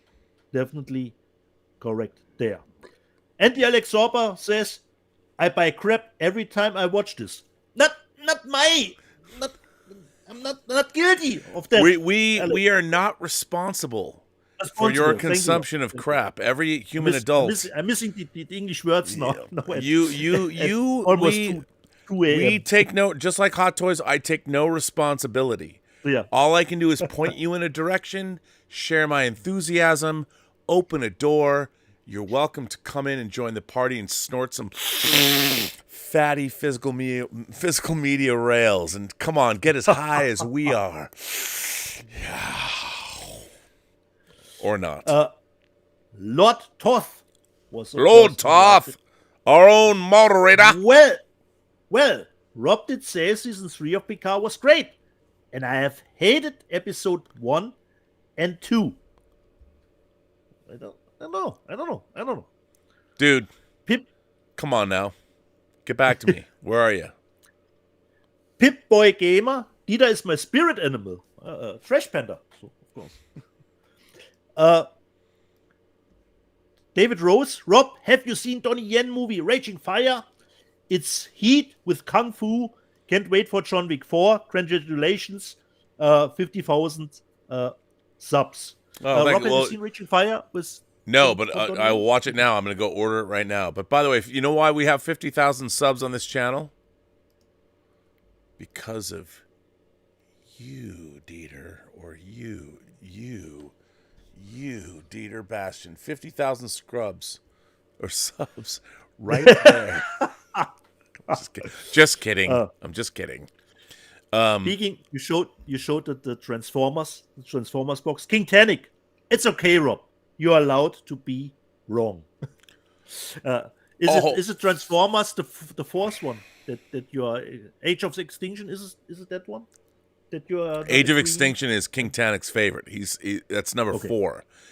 I mean, come on, man. In 3, they land on the moon.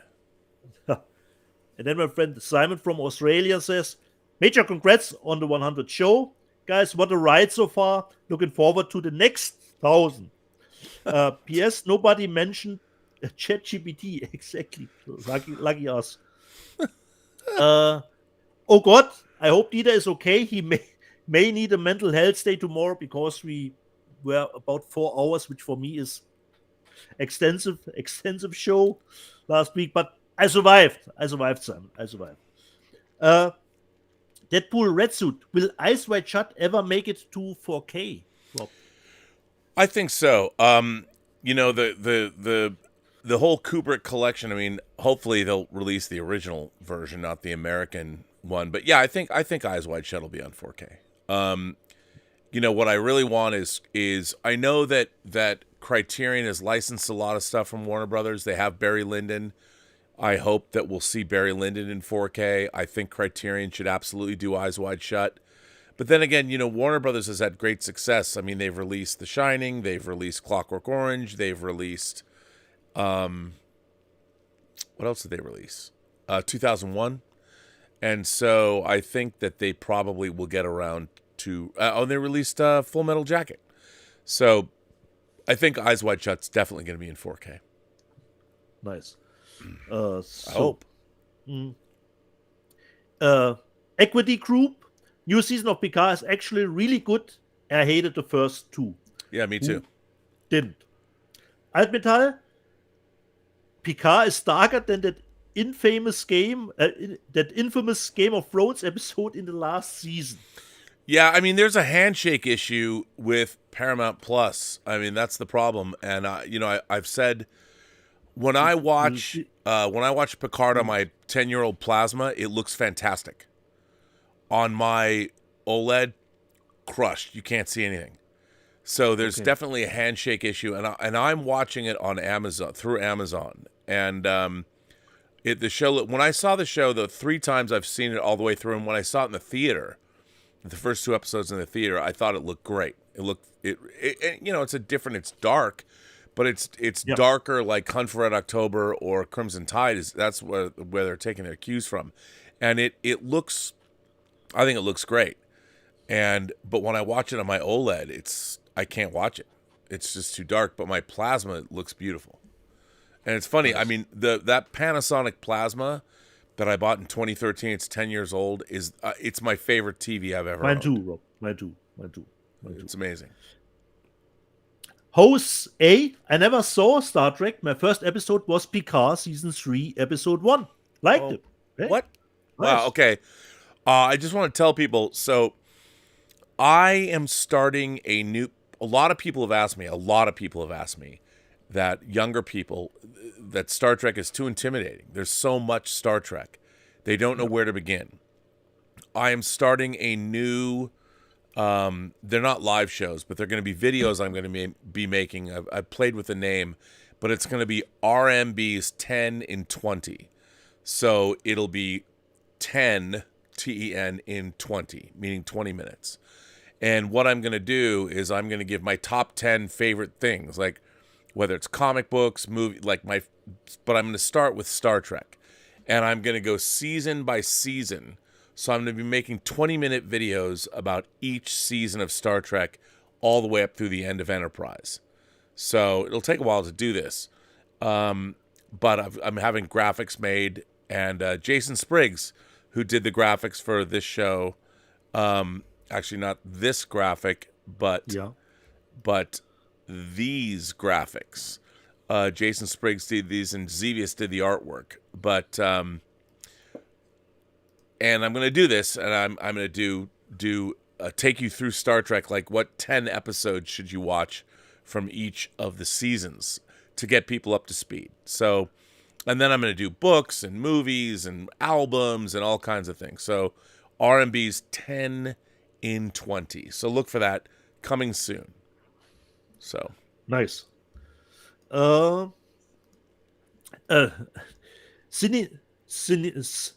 said the recap of this week's chat will be 90% people yelling at Rob on how to fix his mic. That was actually the part that I didn't clip out for. No, it was a pain. It was a big pain in the ass. Yeah. Irene Jobson, you have to watch it, Dieter. They were speaking of Moonfall. Bill Buckley, hey, even I like Moonfall. No Fate 101. I like Moonfall. Okay, at some point I probably will give it a watch. But did you really like Moonfall? I haven't seen it, Rob. No, I know, but I mean, I know you haven't, but I saw it in a theater, and I love Roland Emmerich. It's not good. No. I believe you there, Rob. I believe you there without seeing it. Let me just see.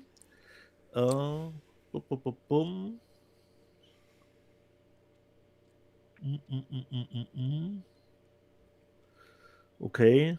Our friend Terje from Norway. Tremors is a movie, a masterpiece of entertainment, an institution, and a fetish. Exactly there. Nailed it. All right. Of course it is.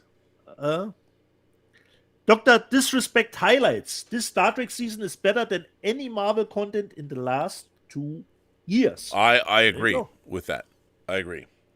100%. Alessandro Aldarizio sending love and hugs from Italy. That's very nice. Okay.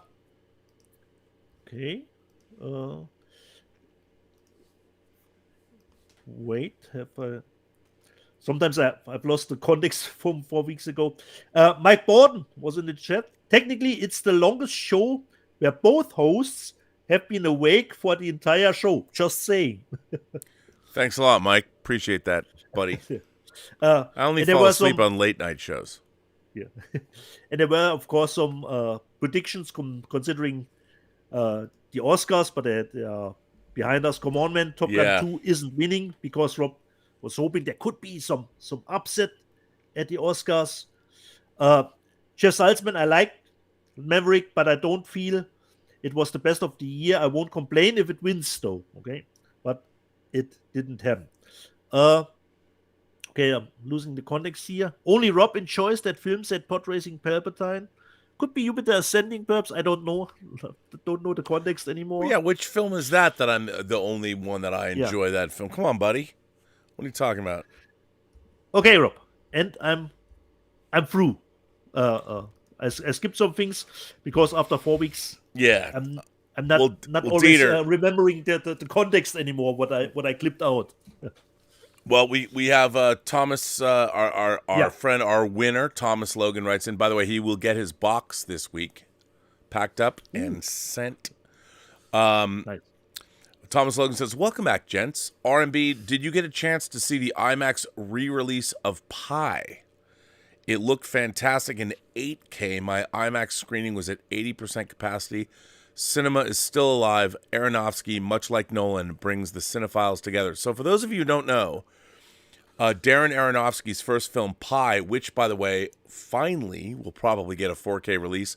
That's one of the DVDs I still have that I want to replace. There's nothing more that I love than taking the DVD out and putting the 4K back in. And Pi is one of those movies. So he went back to the negative. They remastered it for IMAX. It's been playing around. I don't know if it's been here. I mean, to be honest, I haven't been paying attention, but I would love to. I love Pi. I'd love to see it. I mean, it's a great example of indie sci-fi done correctly. It was Aronofsky's shot across the bow announcing his arrival as a really important filmmaker. And I haven't seen it yet. I can't wait to see it. But I this new version, I think it's A24 released it, which was great for them. And look, man, you know what? If I ever get Free Enterprise remastered, I'm going to go to A24 first. They're not going to take it. They're going to be like, we'll release this, but you have to cut out these cancelable things the characters say. Look, the only reason I want to get Free Enterprise in 4K is to show it to you again and see if you like it. Okay. I have to watch it again, Rob, in German to see how the German dub will hold up. No. The German dub is terrible. Terrible. Okay. It's terrible. Anyway, so are we done? If we are through with the super chats, I hope so, Rob. I think that is Thomas Logan. Yeah, I think so. There's if anyone wants to send in like a last comment or something, we could do that. But I think we're done. I think we're good. I think we're finised. I mean, is this the longest episode? Somebody's gonna write in. This is the longest episode of Let's Get Physical Media you boys have ever done. No, I don't think we will top the 100th show. I don't think we will top. I don't know, dude. We're almost 4 hours long, but we had the snafu at the beginning, which I'm going to cut out. Yeah. Although it might not let me, because when the shows get too long, you can't edit them. Oh, okay. So you know what? It's okay. I mean, I like the chat, but what I'll do is I'll clip out. If it won't let me edit within the app, I will download this video, make sure that it's cut properly, and then re-upload it. Okay. So, on my end, jede Person, die du triffst, hat eine Geschichte zu erzählen, die du noch zu hören hast. Alles, was du tun musst, ist zuhören. Every person you meet has a story to tell that you have yet to hear. And all you have to do is listen. And with that, we would say, live long and prosper. And buy lots of physical media. It's good for the soul.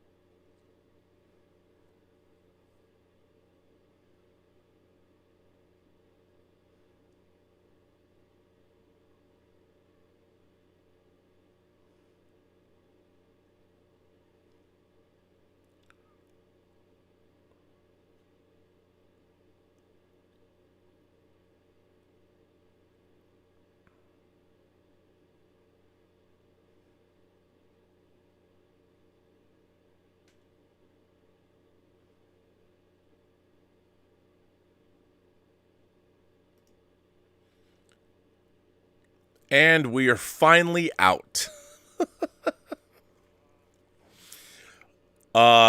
Dude, that was great.